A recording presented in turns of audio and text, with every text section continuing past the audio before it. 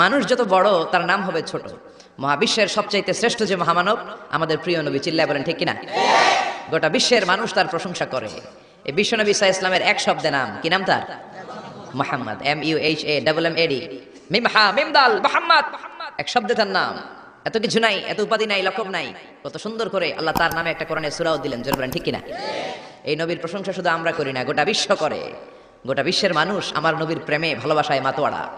আপনি ইংল্যান্ডের ব্রিটিশ মিউজিয়ামে যদি কখনো ঢুকেন, দেখবেন ইংল্যান্ডের ব্রিটিশ মিউজিয়ামের এন্ট্রান্সেই সাদা পাথরের ফলকে লেখা, as a father, as a teacher, as a law giver, as a law maker, as a reformer of the society, Muhammad is the superman of the world. বাবা হিসেবে, নেতা হিসেবে, সমাজ সংস্কারক হিসেবে মুহাম্মদ হচ্ছে এই পৃথিবীর একজন সুপারম্যান। ও যুবক ভাইরা, সুপারম্যানের টি শার্ট গেঞ্জি লাগালেই সুপারম্যান হওয়া যায় না, সুপারম্যানের ট্যাটু লাগালেই সুপারম্যান হওয়া যায় না, সুপারম্যানের স্টিকার লাগালেই সুপারম্যান হওয়া যায় না। সুপারম্যান হতে হলে বিশ্বনবীর অনুসারী হওয়া লাগে। চিল্লায় বলেন ঠিক কিনা? এটা কি কোনো মুসলিম দেশের জাদুঘরে, মিউজিয়ামে লেখা, নাকি খ্রিস্টানদের জাদুঘরে? আসেন এবার বৌদ্ধ ধর্মে ঢুকি। বৌদ্ধদের বর্তমান বিশ্বের সবচেয়ে বড় ধর্মীয় নেতার নাম দালাই লামা, তিব্বতের ধর্মীয় গুরু। তিনি একটা ইন্টারন্যাশনাল কনফারেন্সে বলেছেন, the last messenger of Muslim community, মুসলিম বিশ্বের সর্বশেষ নবী, তিনি সাধারণ কোনো মানব নন, তিনি অবিসংবাদিত মানব হয়ে পৃথিবীতে এসেছেন। এটা কোনো মুসলমানের কমেন্ট নাকি বৌদ্ধদের কমেন্ট? সুবহানাল্লাহ কইতে মন চায় না? এবার আসেন খ্রিস্টানরা আবার কি বলে। মাইকেল এইচ হার্ট একটা বই লিখেছেন, বইটার নাম হচ্ছে দি 100, ranking of the most influential personality in the world. পৃথিবী কাঁপানো 100 জন মনীষীর জীবনী তিনি সেখানে এনেছেন।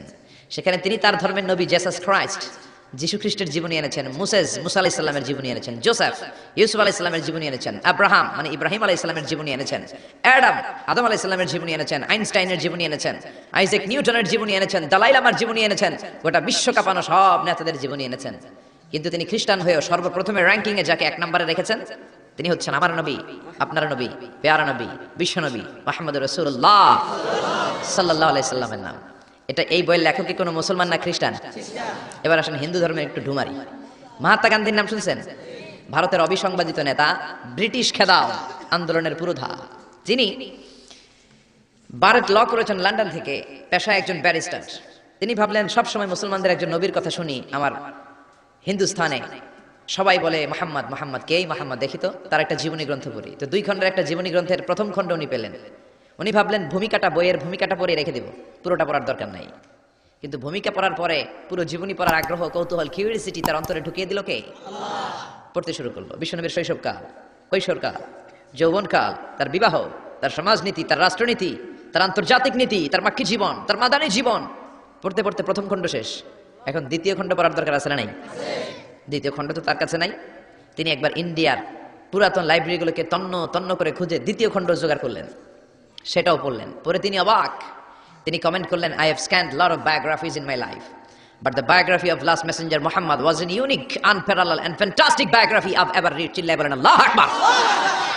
আমি ভারতের নেতা মহাত্মা গান্ধী অনেকের জীবনী পড়লাম, কিন্তু মুসলমানদের নবী মুহাম্মাদের জীবনীর মতো কোনো জীবনী পাই নাই। এই জীবনীটা, এটা একটা ইউনিক, আনপ্যারালাল, ফ্যান্টাস্টিক জীবনী, যে জীবনীর সাথে কারো জীবনীর কোনো মিল নাই। পড়েন সুবহানাল্লাহ। এটা কোনো মুসলমানের কথা না হিন্দুর কথা? এটা হিন্দুর কথা। ইংলিশ লিটারেচার নিয়ে যারা পড়াশোনা করো তোমরা, জর্জ বার্নার্ড শোর নাম শুনে থাকবে, শুনেছো? তিনি লিখেছেন বিশ্বনবীর বায়োগ্রাফি পড়ে, I've studied him, the wonderful man, in my opinion far from being antichrist, and he must be called the savior of humanity. আমি মুহাম্মাদের জীবনীটাকে ব্যক্তিগতভাবে পড়েছি।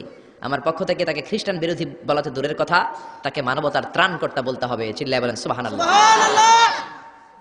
ব্লগ লিখে লিখে বিশ্বনবীর জীবনীর ব্যাপারে কুৎসা রটনা করে, গালি দেয় আর ফতুয়া ছড়ায়। নবী কেন এতগুলো বিয়ে করলো?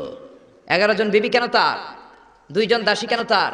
এগুলো তাদের চোখে পড়ে, কিন্তু 25 বছরের একজন তাগড়া যুবক, 40 বছরের একজন প্রৌঢ় নারীকে যে বিয়ে করেছে সেটা তাদের চোখে পড়ে না। এই মহামানবটা একটা কুমারী নারীকে বিয়ে করেছে, আয়েশা, বাকি সবগুলা ছিল বিধবা। খাদিজা শুধু 40 বছরের প্রৌঢ় নারী নয়, বিশ্বনবীর সংসারে আসার আগেও খাদিজার আরো 2টা বিয়ে হয়েছে। খাদিজার গর্ভে অনেকগুলো সন্তান এসেছে, এগুলো তারা দেখে না। তিনি বিধবাদেরকে স্থান দিয়েছেন, প্রত্যেকটা বিয়ে আল্লাহর আদেশে করেছেন। চিল্লায় বলেন আল্লাহু আকবার।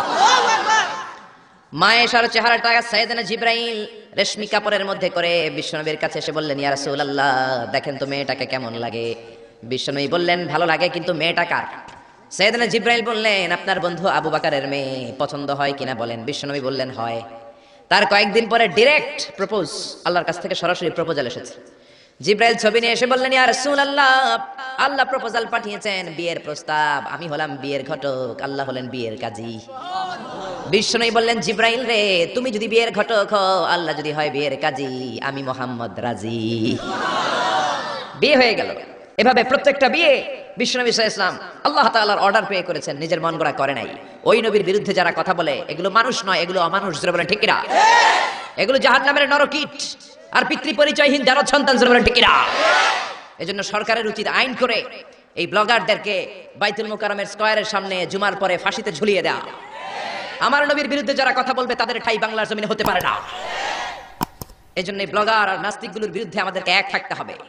বিশ্বনবীর গালি দেয়া হবে, মুসলমান ঘরে বসে থাকবে, সে মুমিন নয়, সে মুনাফিক। আসুন আমরা মহাবিশ্বের মহাবিশ্বয় মহাগ্রন্থ আল কোরআন থেকে কথা শুনি, যে কোরআনের মধ্যে কোনো ভুল নাই, আছে সন্দেহ নাই, আছে সংশয় নাই, আছে। পৃথিবীর কোনো ধর্মগ্রন্থকে মুখস্থ করা যায় না, কিন্তু কোরআনকে করা যায়। এটা কোরআনের মুআজিজা। কোন ধর্মগ্রন্থ অবিকৃত অবস্থায় নেই। They already distorted their scripture. তাওরাত, জাবুর আল্লাহ নাজিল করেছেন হিব্রু ভাষায়। বলেন তো কোন ভাষায়? আরবিতে এটাকে বলে আল-লুগা আল-ইবরানিয়া।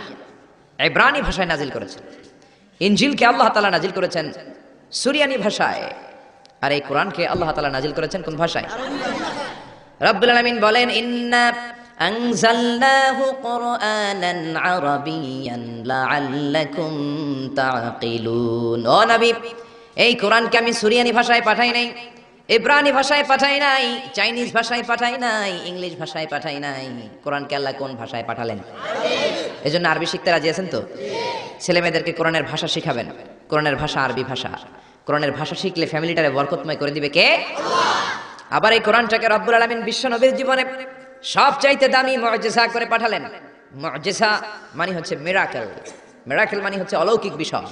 সব নবীকে আল্লাহ মিরাকেল দেন। নবী তার এলাকার লোকদেরকে এই মিরাকেল দেখান।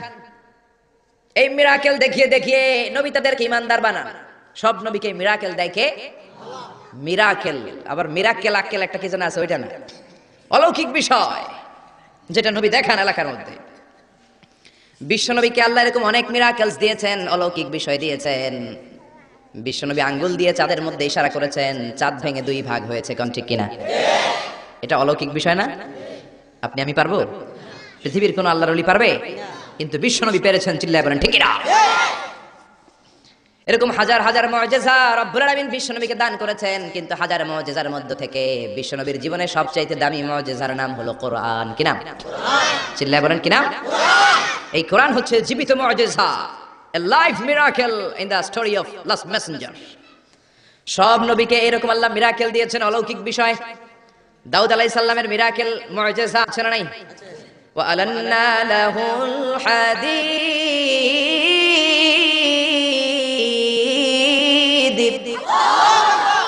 আল্লাহ কোরআনে বললেন, আমি আমার পয়গম্বর দাউদ আলাইহিস সালামকে যে মিরাকেল বা অলৌকিক বিষয়টা দিয়েছি, সেটা হলো লোহাকে নরম করার ক্ষমতা।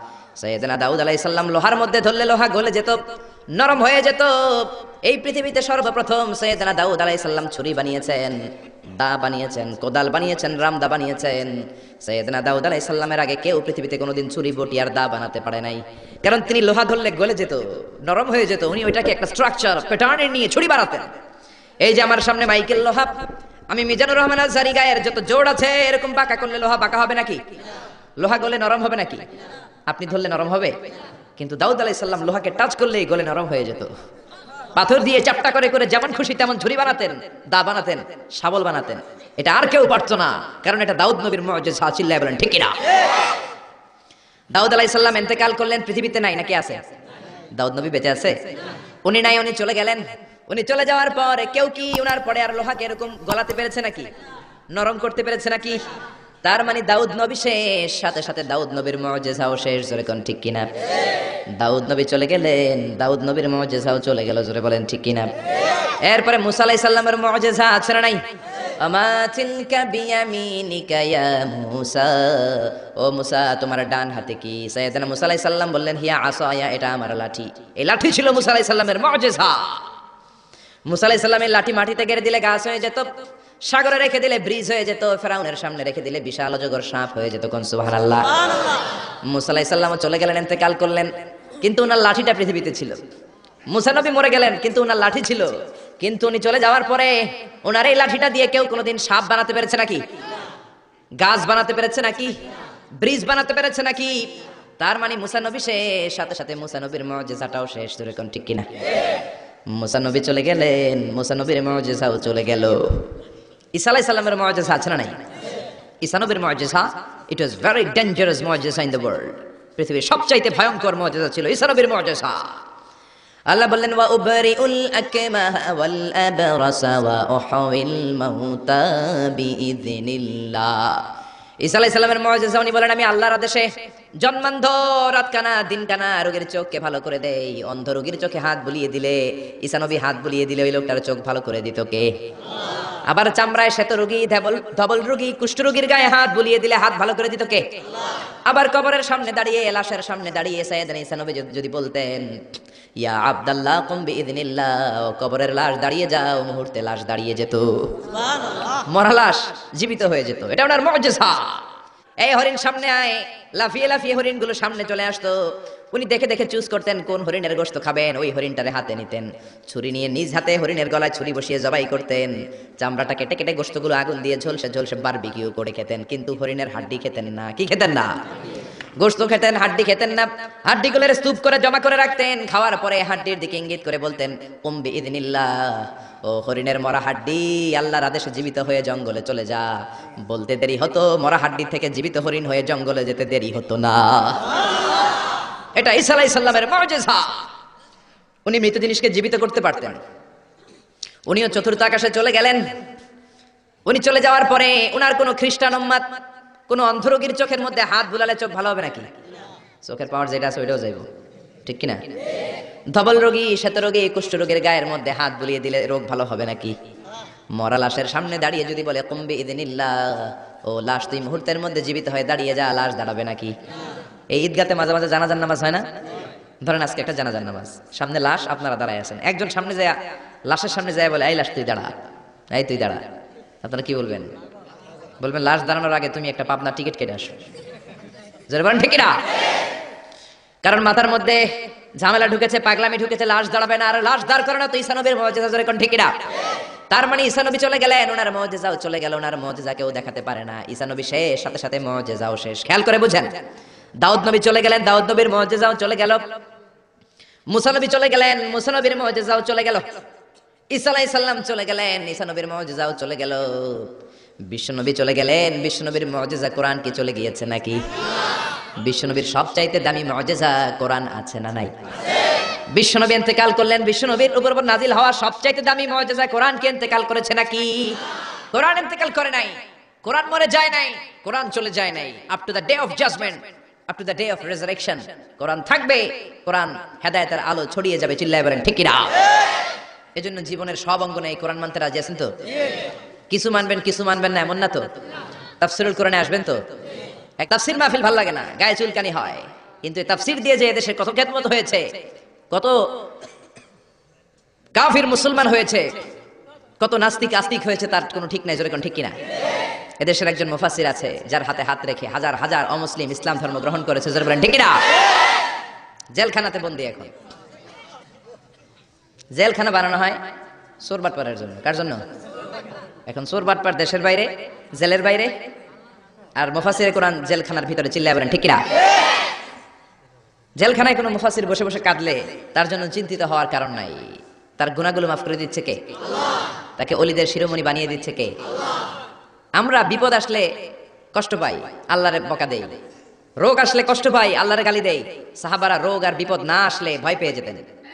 কারণ বিশ্বনবী বলতেন আসাদুন নাসি বালাআন আল আম্বিয়া, সবচাইতে বেশি আল্লাহ পরীক্ষা করেন নবীদেরকে, সুম্মাল আমসাল ফাল আমসাল, তারপরে সিদ্দিকিন শোহাদাদেরকে, আল্লাহর ওলিদেরকে। মানুষ আল্লাহর কাছে যত প্রিয় তার পরীক্ষাটাও তত করা, ঠিক না?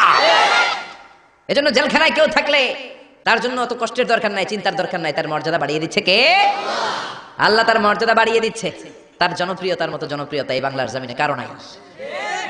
এখন আধা ঘন্টা তার কথা শোনার সুযোগ যদি দেয়া হতো, বাংলার কোনো মাঠ নাই, ঘাট নাই, বিল নাই, স্কয়ার নাই, সিলেটের হাকালুকি হাওর নাই যেখানে লোক জায়গা দেয়া যাবে, চিল্লায় বলেন ঠিক না? এজন্য যে কোরআনের রাস্তায় আমরা নেমেছি, এই রাস্তাটা বড় কঠিন।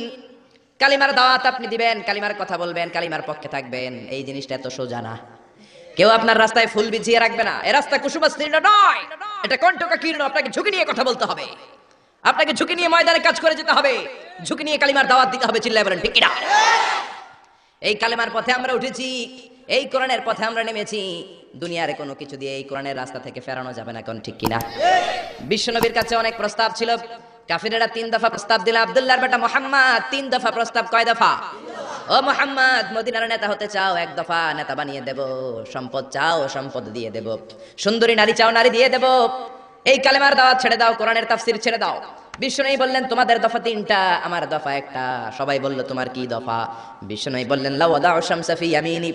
আরে সম্পদ, নারী আর ক্ষমতা তো দূরের কথা, আকাশের সূর্যটা যদি ডান হাতে দাও, ওয়াল কামারা ফি ইয়াসারি, আকাশের চন্দ্রটা যদি বাম হাতে দাও, এই কোরআনের রাস্তা থেকে এক চুল পরিমাণ আমার পিছনে সরানো যাবে না, যাবে না, ঠিক না? এজন্য কোরআনের পথে আমরা নেমেছি। আমরা ভয় পাই একজনকে, সে আল্লাহর খুশির জন্য এই পথে আমরা আন্দোলন চালিয়ে যাবো, ঠিক না? আমরা এই কোরআন নিয়ে মরতে চাই।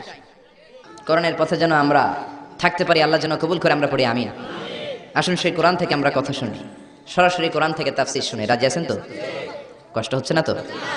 মন খারাপ করে দিলাম না তো? এই মুফাসসিরে কোরআনের কথা শুনলে সবার মন খারাপ হয়ে যায়। একজন মানুষের কত জনপ্রিয়তা। আমি কি আপনার জন্য 2 রাকাত নফল নামাজ পড়ে দোয়া করব? নেভার। আমি জাস্ট একটা দোয়া পড়ে ফুদিয়ে দিব, কিন্তু আপনারা তার জন্য নফল নামাজ পড়েও দোয়া করেছেন। আমি কি আপনার জন্য 2টা রোজা রেখে দোয়া করব? আপনারা তো তার জন্য রোজা রেখেও দোয়া করেছেন। এদেশের মানুষ দেহের তাজা রক্ত বিলিয়ে দিতেও কোরআনের জন্য কুণ্ঠাবোধ করে না, চিল্লায় বলেন ঠিক কিনা? এই জন্য জীবনের সব অঙ্গনে সেই কোরআনের আইনগুলো মানার দরকার আছে না নাই? আল্লাহ আমাদেরকে to the right sense of direction, সঠিক পথে চলার তৌফিক দান করুক, উত্তম ফয়সালার দিকে যাওয়ার তৌফিক দান করুক, আমরা পড়ি আমিন। কোরআনের সবচেয়ে যে দামি আয়াত, ওই আয়াতটার তাফসীর আজকে করব।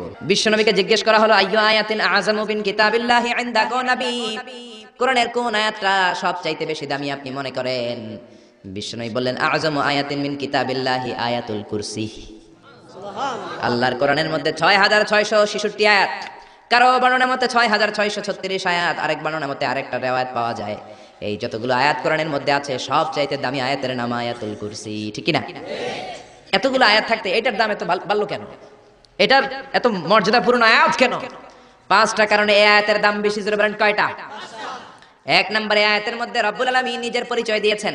একটা মাত্র আয়াত, কিন্তু এত সুন্দর করে, চমৎকার করে রব্বুল আলামিন নিজের পরিচয়টা একটা আয়াতে দিয়েছেন। গোটা কোরআন তন্ন তন্ন করে তালাশ করলে আর কোনো জায়গায় এত সুন্দর পরিচয় আল্লাহর পাওয়া যায় না। এখন সুবহানাল্লাহ। এজন্য এই আয়াতটার দাম এত বেশি। আবার এই আয়াতের মধ্যে রব্বুল আলামিন তাওহীদের কথা বলেছেন। কিসের কথা? আল্লাহ তার একত্ববাদের ঘোষণা দিলেন, তিনি যে এক এবং একক। এই ঘোষণাটা আয়াতের মধ্যে আছে, এই জন্য আয়াতের মর্যাদা বাড়িয়ে দিয়েছে কে? আল্লাহ। আবার এই আয়াতের মধ্যে আল্লাহর 4টা সিফাতি নাম আছে। জোরে বলেন কয়টা? 1 নম্বরে আল হাইয়্যু, 2 নম্বরে আল কাইয়্যুম, 3 নম্বরে আল আলী, 4 নম্বরে আল আযীম। এই 4টা আল্লাহর সিফাতি নাম এই আয়াতের মধ্যে থাকার কারণে আয়াতের মর্যাদা বাড়িয়ে দিয়েছে কে? আল্লাহ। আবার এই একটা আয়াতে রব্বুল আলামিন তিনি যে কত ক্ষমতাবান, তার কুদরত যে কত বড়, তার জ্ঞানের সীমানা যে কত বড়, এগুলোর বর্ণনা দিয়েছেন। আবার এই আয়াতের মধ্যে আল্লাহ কুরসির বর্ণনা দিয়েছেন। কুরসি, কুরসি হচ্ছে পৃথিবীতে, মহাবিশ্বে আল্লাহ যে 4টা জিনিস সর্বপ্রথম তৈরি করেছে, আরশ, কুরসি, লৌহ, কলম, এই 4টা জিনিসকে মহাবিশ্বে আল্লাহ সর্বপ্রথম তৈরি করেছেন। এই কুরসির কথাও এই আয়াতের মধ্যে আছে না নাই? এই কুরসি শব্দটা থেকেই আয়াতের নামকরণ করা হয়েছে আয়াতুল কুরসি। এরপরে বিশ্বনবী আপনাদেরকে বললেন মান কারা আয়াতুল কুরসি দুবরা কুল্লি সালাতিন মাকতুবাতিন লাম ইয়ামনাহু মিন দুখুলিল জান্নাতি ইল্লাল মাউত। কেউ যদি প্রত্যেক ফরজ নামাজের পরে একবার করে আয়াতুল কুরসি পড়ে, সে জান্নাতে ঢোকার ক্ষেত্রে কোনো বাধা নাই, একটাই বাধা, তার মরণ। লোকটা মরে না, তাই জান্নাতে যায় না, মরলেই জান্নাতি। আল্লাহু আকবার। এইজন্য প্রত্যেক ফরজ নামাজের পরে আয়াতুল কুরসি পড়ার দরকার আছে না নাই? It should be a special wazifa for every Muslim at every evening and every morning. After every congregational prayer you offer in mosque. প্রত্যেক জামাতে নামাজের পরে প্রত্যেক মুসলমানের ওয়াজিফা হওয়া দরকার আয়াতুল কুরসি। ইমাম সাহেব সালাম ফিরাবে, সালাম ফিরানোর পরে আপনি আয়াতুল কুরসি পড়বেন। কিন্তু ইমাম সাহেবরা তো সময় দেয় না। আমাদের দেশে সালামের পরে হুট করে একটা মুনাজাত আছে না নাই? মুনাজাত দিবেন, সমস্যা নাই, কিন্তু আগে তাসবিহ পড়বেন। আমাদের দেশে এরকম আসসালামু আলাইকুম, আসসালামু আলাইকুম রাহমাতুল্লাহ, আমিন, ইয়া রাহমান রাহিম, শেষ। তো আপনি কি চাইলেন আল্লাহর কাছে? কি চাইলেন? আমিন ইয়া আরহামার রাহিমিন। এত কম সময় কেন তোমার? জি বাংলা দেখতে তো তোমার সময় পাওয়া যায়, স্টার জলসা দেখতে সময় আছে, কিরণমালা দেখতে সময় আছে, বিপিএল এর খেলা দেখার সময় আছে, আইপিএল এর সময় আছে, আইসিসির সময় আছে, খুলনার সাথে কুমিল্লার ফাইনাল খেলা ওইটা দেখার সময় আছে, কিন্তু আল্লাহর কাছে চাওয়ার সময় নাই। এক সাহাবী প্রতিদিন সালামের পরে দৌড় দিত, রাসূল বললেন এক বসো, কই নবী কাজ আছে, বেটা বস, আল্লাহর কাছে চা আমার কিছু চাওয়ার নাই। রাসূলকে কিছু চাওয়ার না থাকলে নুন চা বেটা, লবণটাও আল্লাহর কাছে চা। তোমার পায়ের জুতা যদি ছিঁড়ে যায় মুচির কাছে পড়ে যাবা, মুচির কাছে যাওয়ার আগে চাইতে হবে একজনের কাছে, তিনি কে? আল্লাহ। এজন্য প্রত্যেক ফরজ নামাজের পরে তাসবিহ পড়বেন। বিশ্বনবী তাসবিহ পড়তেন, এগুলো মানুষ জানেই না। বিশ্বনবী সালাম ফিরানোর পরে প্রত্যেক নামাজের পর সাহাবাদের দিকে মুখ ফিরিয়ে বসতেন, কিন্তু আমাদের দেশে শুধু ফজরের নামাজের পর আর আসরের নামাজের পর ইমাম সাহেবরা বসে, ঠিক কিনা? বাকি তিন নামাজে জোহর মাগরিব এশার পরে কি বসে? কি করে? সালাম আলাইকুম, সালাম আলাইকুম, আমিন ইয়া আরহামার রাহিম, ঠিক কিনা? তো এত কম সময় কেন আপনার মিয়া? বিশ্বনবী ঘুরে বসে থাকতে পারেন, তাসবিহ পড়তে পারেন, আপনি কোন সলিমুদ্দি কোন কলিমুদ্দি হয়ে গিয়েছেন। প্রত্যেক নামাজের পরে মুসল্লিদের দিকে ফিরে বসেন। বিশ্বনবী সালাম ফিরানোর পরে আসসালামু আলাইকুম ওয়া রাহমাতুল্লাহ, আসসালামু আলাইকুম ওয়া রাহমাতুল্লাহ, সালাম ফিরানোর পরে আওয়াজ করে বিশ্বনবী বলতেন আল্লাহু আকবার। কি বলতেন? নামাজ শুরু করছেন আল্লাহু আকবার, সালাম ফিরায় শেষ তখন আল্লাহু আকবার। তারপরে তিনবার পড়তেন আস্তাগফিরুল্লাহ, আস্তাগফিরুল্লাহ, আস্তাগফিরুল্লাহ, তারপরে পড়তেন আস্তাগফিরুল্লাহ আল্লাযী লা ইলাহা ইল্লা হুয়াল হাইয়ুল কাইয়্যুম ওয়া আতুবু ইলাইহি। তারপরে 33 বার সুবহানাল্লাহ, 33 বার আলহামদুলিল্লাহ, 34 বার আল্লাহু আকবার। আছে না নাই? আরেকবার নাই, প্রত্যেকটাই 33 বার শেষ করবে লা ইলাহা ইল্লাল্লাহু ওয়াহদাহু লা শারীকা লাহু লাহুল মুলকু ওয়া লাহুল হামদু ইউহয়ী ওয়া ইউমীতু ওয়া হুয়া আলা কুল্লি শাইইন কাদির। এটা পড়ার পরে বিশ্বনবী আয়াতুল কুরসি পড়তেন। এরপরে পড়তেন আল্লাহুম্মা আনতাস সালাম ওয়া মিনকাস সালাম তাবারাকতা রাব্বানা ইয়া যাল জালালি ওয়াল ইকরাম। এরপরে পড়তেন রাদিতু বিল্লাহি রাব্বা ওয়া বিল ইসলামি দীনা ওয়া বিমুহাম্মাদিন নাবিয়্যা। তারপরে বলতেন আল্লাহুম্মা লা মানিআ লিমা আ'তাইতা ওয়া লা মু'তিয়া লিমা মানা'তা ওয়া লা ইয়ানফা'ু যাল জাদ্দি মিনকাল জাদ। এরপরে পড়তেন আল্লাহুম্মা ইয়া মুকাল্লিবাল কুলুবি সাব্বিত কুলুবানা আলা দীনিক, আল্লাহুম্মা ইয়া মুসাররিফাল কুলুবি সাররিফ কুলুবানা আলা তাআতিক। এরকম কত দোয়া যে বিশ্বনবী পড়তেন। তারপরে যদি আপনার মুনাজাত করতে মনে চায় মুনাজাত করেন, অথবা আপনি যে দোয়াটা করেছেন সেটাই যদি যথেষ্ট মনে করেন ওই দোয়াটাই করেন, সমস্যা নাই। কিন্তু সালাম আলাইকুম, সালাম আলাইকুম, আমিন ইয়া আরহামার রাহিমিন এটা করবেন আর তাসবিহ পড়বেন। রাজি আছেন তো? এই দোয়াগুলো করলে আল্লাহ কবুল করে। আবার বিশ্বনবী বললেন আযান ইকামতের মাঝখানের সময়টা, ওই সময় দোয়া করলে আপনার দোয়া কবুল করে নেয় কে? আল্লাহ। জামাতের 15 মিনিট বাকি, মসজিদে ঢুকেছেন, সুন্নত পরে অনেকে বসে বসে ঘড়ির দিকে তাকায় রয়েছে, তো ঘরে আপনার ঘড়ি নাই, ঘড়ির দিকে তাকিয়ে থাকেন কেন? বিশ্বনবী বললেন দুআ লা ইউরাদ্দু বাইনাল আযানি ওয়াল ইকামা, আযান ইকামতের মাঝখানে দোয়া করলে ওই দোয়া আল্লাহ ফেরায় না। সুন্নত পরে আপনি বসে থাকার দরকার নাই। বাজারে যাওয়ার আগে যেমনি লিস্টি করে যান, পটল লাগবে, লাউ লাগবে, মাছ লাগবে, আল্লাহর কাছেও আপনার কি কি চাওয়া লাগবে কাগজের মধ্যে লিস্টি করে নিয়ে যাবেন। মসজিদে বসে বসে সুন্নত নামাজের পরে মুয়াজ্জিনের ইকামতের আগে ওইগুলো আল্লাহর কাছে চাওয়ার দরকার আছে না নাই? আবার বিশ্বনবী বললেন দুআ লা ইউরাদ্দু তাহতাল মাতার, বৃষ্টির নিচে দাঁড়িয়ে যখন তোমরা দোয়া করো ওই দোয়াটা কবুল করে কে? আল্লাহ। তুফান, থান্ডার, সাইক্লোন, টর্নেডো যেটা হয় ওই বৃষ্টিটা না, ব্যবসা একটা গরম, এই গরমটাকে দূর করে দেওয়ার জন্য দেখবেন ঝিরিঝিরি একটা রহমতের বৃষ্টি পড়ে, আছে না নাই? ওই দোয়ার নিচে দাঁড়িয়ে ওই বৃষ্টির পানি হাতের মধ্যে নিয়ে যদি আপনি আল্লাহর কাছে দোয়া করেন, দোয়া কবুল করে নেবে কে? আল্লাহ। বৃষ্টির সময় দোয়া করলে যে কবুল হয় এটা জানি না, তো দোয়া করবে কেমনে? বৃষ্টির সময় দোয়া করবেন।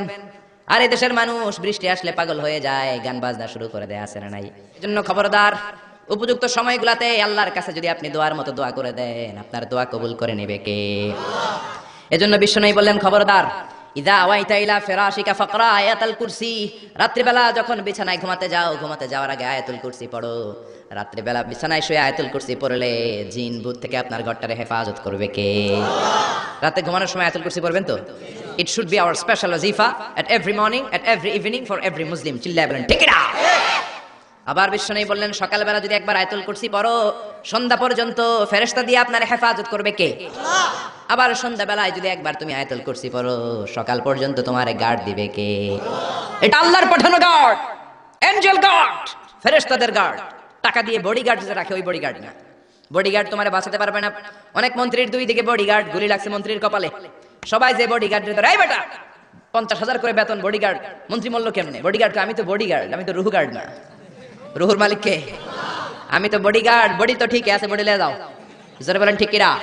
এজন্য খবরদার এই ওয়াজিফাগুলো মিস করবেন না। সকালবেলা যদি একবার ওয়াজিফা পড়েন আয়াতুল কুরসি, সন্ধ্যা পর্যন্ত আল্লাহ স্পেশাল ফেরেশতার গার্ড দিয়ে দিবে। আবার সন্ধ্যাবেলা যদি একবার আয়াতুল কুরসি পড়েন, সকাল পর্যন্ত আপনাকে গার্ড দিবে কে? আল্লাহ। আবার এই একটা আয়াতের মধ্যে ইসমে আজম আছে, আল ইসমুল্লাহিল আযম, আল্লাহর 99টা নামের মধ্যে থেকে একটা ইসমে আজম, কিন্তু কোনটা কেউ জানেন একজন ছাড়া, তিনি কে? তবে বিশ্বনবী তার চাচাতো ভাই আব্দুল্লাহ ইবনে আব্বাস, যাকে রাইসুল মুফাসসিরিন বলা হয়, তার জন্য দোয়া করেছেন, আল্লাহুম্মা ফাক্কিহু ফিদ্দিন ওয়া আল্লিমহু তাওয়িল। আল্লাহ আমার চাচাতো ভাই আব্দুল্লাহ ইবনে আব্বাসকে আপনি দ্বীনের জ্ঞান শিক্ষা দেন, তাকে কোরআনের তাওয়িল তাফসীর শিক্ষা দেন। বিশ্বনবীর দোয়ার বরকতে তিনি গোটা মুফাসসিরদের সম্রাট হয়েছেন। কোন সুবহানাল্লাহ। রাইসুল মুফাসসিরিন আব্দুল্লাহ ইবনে আব্বাস তানভীরুল মিকবাস ফি তাফসীর ইবনে আব্বাস এর রেফারেন্স উনি বলেন, আমার কোরআনের যতটুকু জ্ঞান বিশ্বনবীর দোয়ায় আমি পেয়েছি, আমার মনে হয় আল্লাহর ইসমে আজমটা কোরআনের কোন আয়াতের মধ্যে নাই, আছে শুধু আয়াতুল কুরসির মধ্যে। যেরকম সুবহানাল্লাহ। তুমি ইউনুস নবীরে যখন খাইলো মাছেতে গিলিয়া, ফেরেশতা পাঠাইয়া দিলে ইসমুল্লাহিল আযম, ফেরেশতা পাঠাইয়া দিলে ইসমে আজম দিয়া, প্রাণে ছিল যাহার ভয় সেটা পাইল যে আশ্রয়, শত্রুদেরই হাত থেকে বাঁচাইলে প্রাণ। আল্লাহু আল্লাহু পড়েন, আল্লাহু আল্লাহু তুমি জাল্লে জালালুহু, শেষ করা তো যায় না গে তোমার গুণগান। আল্লাহু আল্লাহু। এই যে ইসমে আজম, যে ইসমে আজমের বদৌলতে রব্বুল আলামিন ইউনুস নবীকে তিমি মাছের পেট থেকে মুক্তি দিলেন, ওই ইসমে আজম কোরআনের কোন আয়াতে আছে কেউ জানে না।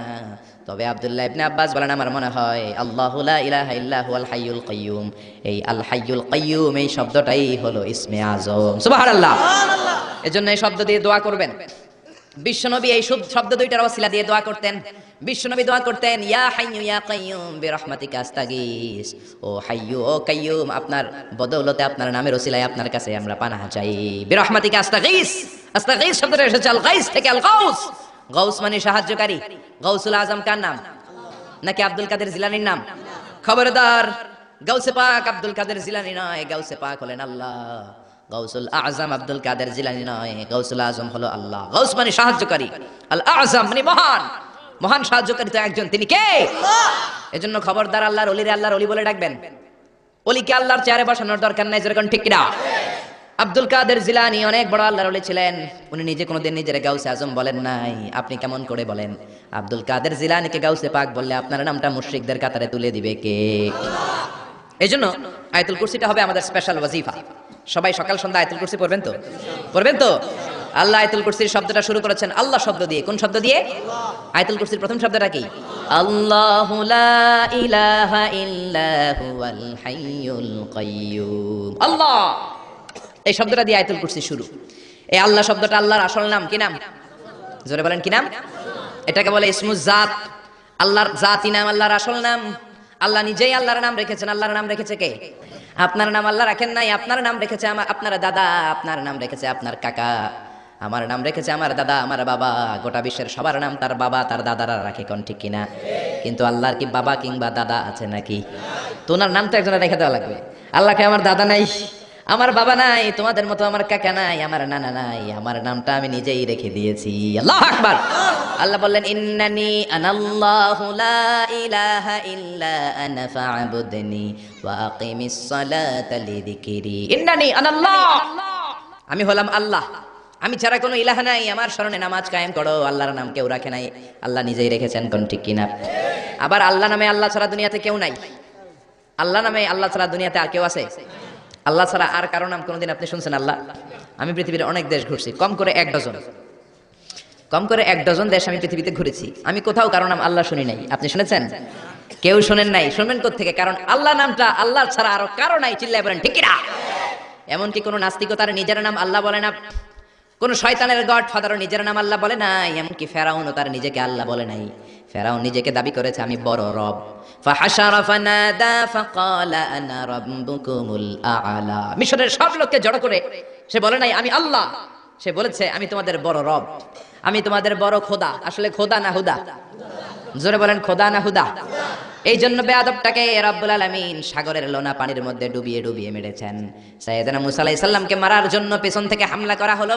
সাইয়েদনা মুসা আলাইহিস সালাম লোহিত সাগরের দিকে দিলেন একটা দৌড়ে, দৌড়াতে দৌড়াতে সামনে লোহিত সাগর। আল্লাহর কাছে চোখের পানি ছেড়ে দিয়ে ডেকে বলেন, আল্লাহ, সামনে বিশাল লোহিত সাগর, কেমন করে পার হব? সাঁতার কেটে তো লোহিত সাগর পার হওয়া যায় না। পেছন থেকে ফেরাউনের বাহিনী আমাদেরকে মারার জন্য এসেছে।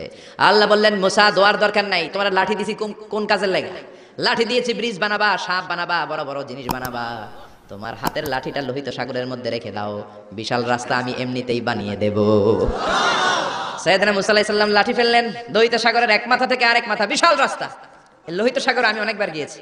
Red Sea, it's border sea between KSA, the kingdom of Saudi Arabia, and the Arab republic of Egypt. মিশর এবং সৌদি আরবের মাঝখানে বর্ডার সাগর, এটা লোহিত সাগর।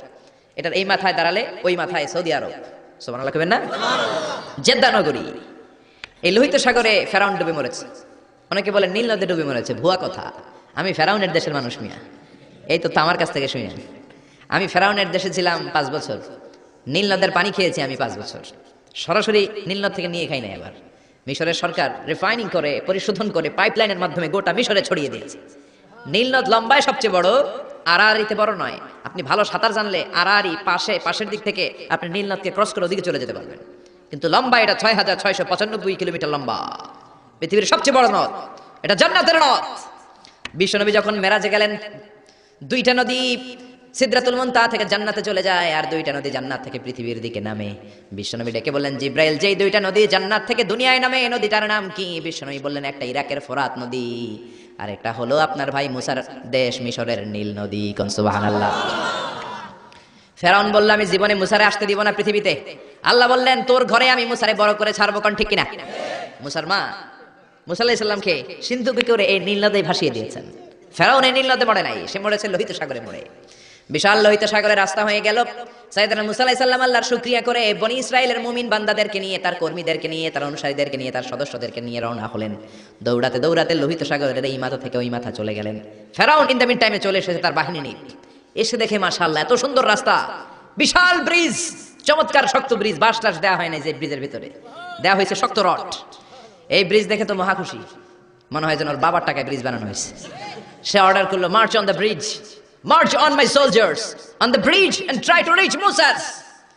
আমার এই সামনের ব্রিজটা পার হয়ে যাও, মুসাকে খাপ করে ধরে নাও, আল্লাহকে দ্বারা ধরাইতেছি আমি।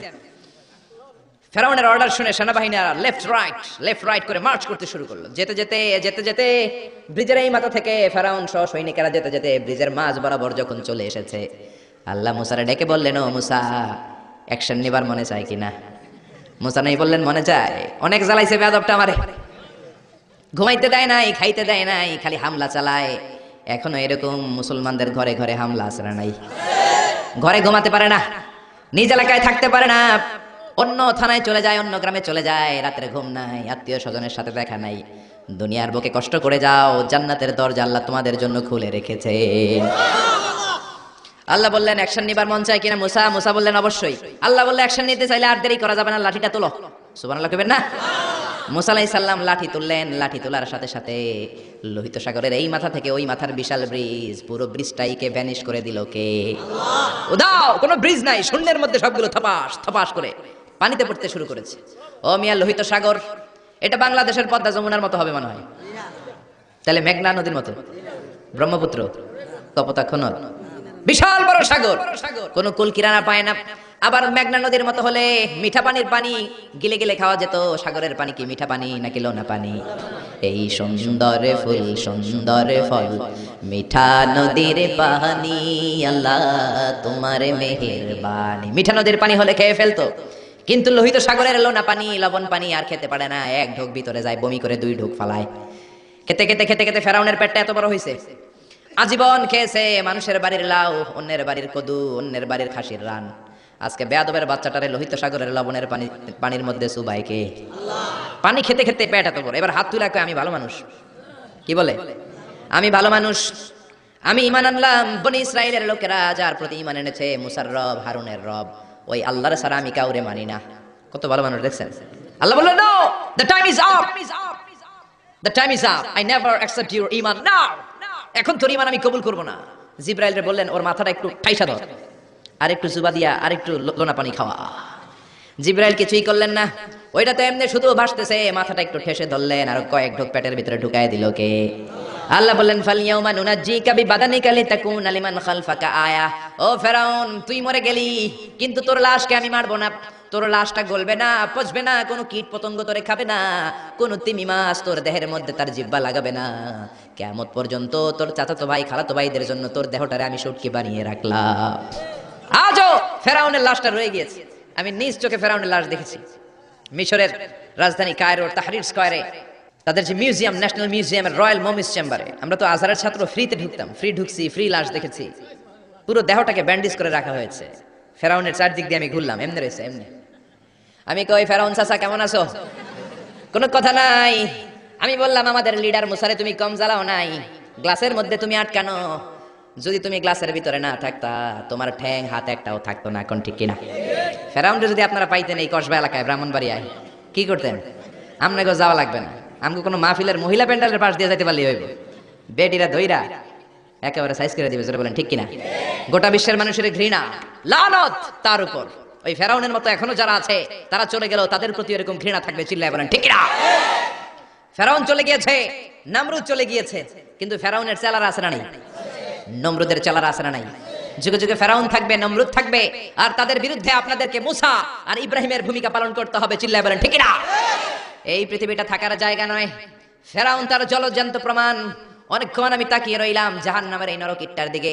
শুটকি মানুষ, একটা মানুষ মরে যাওয়ার পরে মাছ যেমনি আমরা শুটকি বানাই, ফেরাউনকে কিয়ামত পর্যন্ত শুটকির মতো বানিয়ে দিয়েছে কে? পৃথিবীতে কেউ তো স্থায়ী হয় না, হোক না সে ফেরাউন কি বানামরুদ। কেউ হবে চিরদিন রয় না, কেউ হবে চিরকাল রয় না। জোরে বলেন ঠিক কিনা? এজন্য আল্লাহ বললেন, গোলাম আমারে চিনে নাও। আমার আসল নামটা দিয়ে আমি আয়াতুল কুরসি শুরু করেছি। আল্লাহু লা ইলাহা ইল্লা হুয়াল হাইয়ুল কাইয়্যুম। আল্লাহ শব্দ দিয়ে শুরু করেছেন আয়াতুল কুরসি। এ আল্লাহ কেমন আল্লাহ? এ আল্লাহ শব্দটা এমন শব্দ যেই শব্দটারে কোনো পরিবর্তন করা যায় না।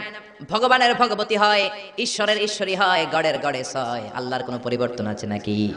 আল্লাহ বললেন, আমার শুধু একটাই নাম না, আরো 99টা নাম আছে না নাই?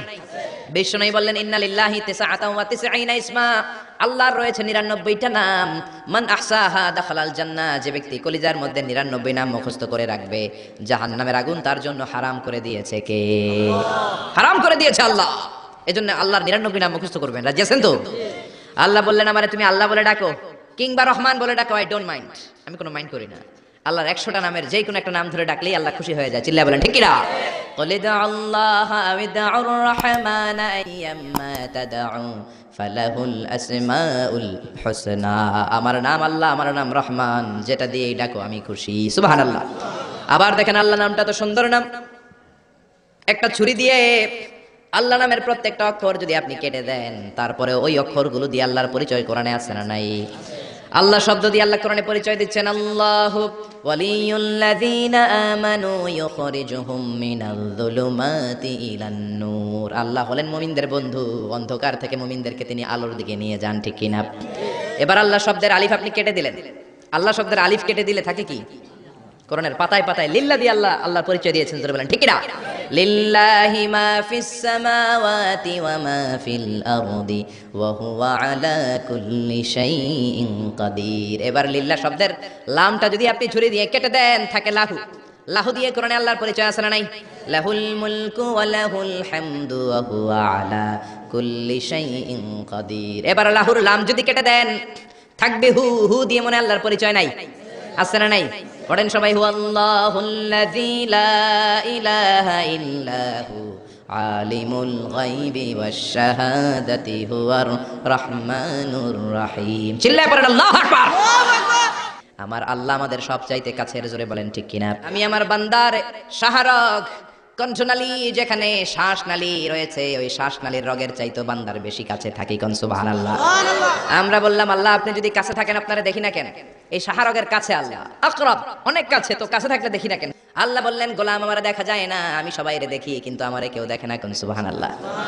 কি এক আজীব বিষয়, তিনি সবাইরে দেখেন, সবাই তারে দেখে না। সুবহানাল্লাহ কইবেন না? লা তুদরিকুহুল আবসার ওয়া হুয়া ইউদরিকুল আবসার ওয়া হুয়াল লাতীফুল খাবীর। লা তুদরিকুহুল আবসার, গোটা বিশ্বের কোন চোখ আল্লাহরে দেখে না, কিন্তু আল্লাহর চোখ সবাইরে দেখে। চিল্লায় বলেন ঠিক কিনা? মুসা আলাইহিস সালাম আল্লাহরে ডেকে বললেন, আল্লাহ রব্বি আরিনি আনজুর ইলাইক। কেউ আপনার দেখুক না দেখুক এটা আমার বিষয় না, আমি দেখে ছাড়ব। রব্বি আরিনি আনজুর ইলাইক, ও রব আমি আপনারা দেখতে চাই। আল্লাহ বললেন, না না মুসা দেখতে পাবা না।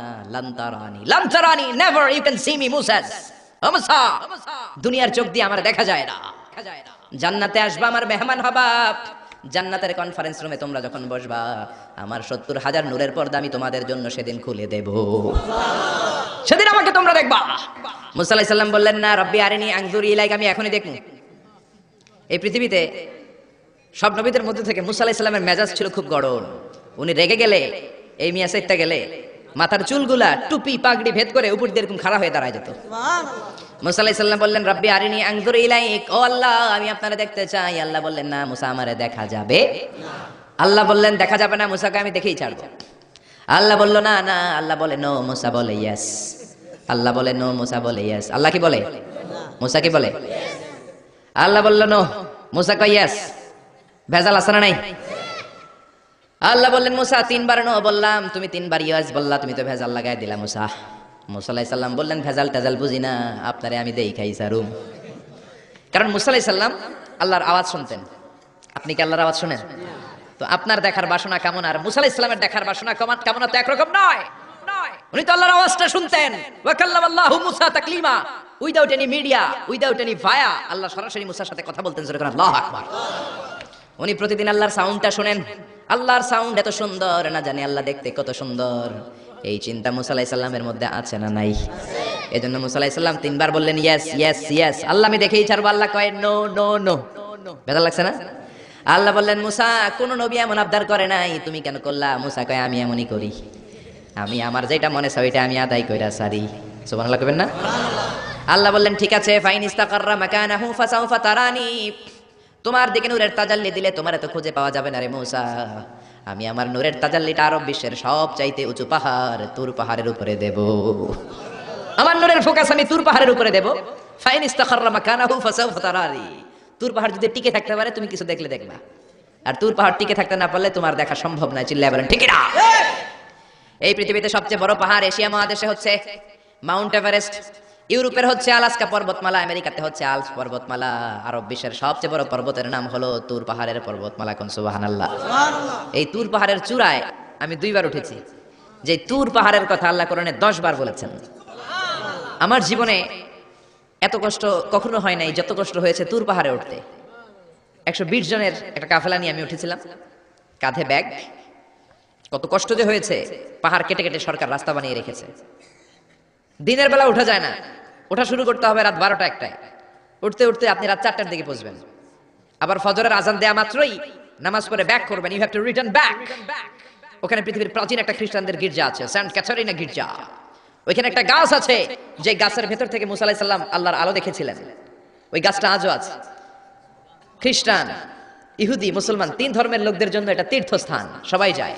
ওই গাছের গোড়া দিয়ে প্রতি বছর নতুন গাছ গজায়।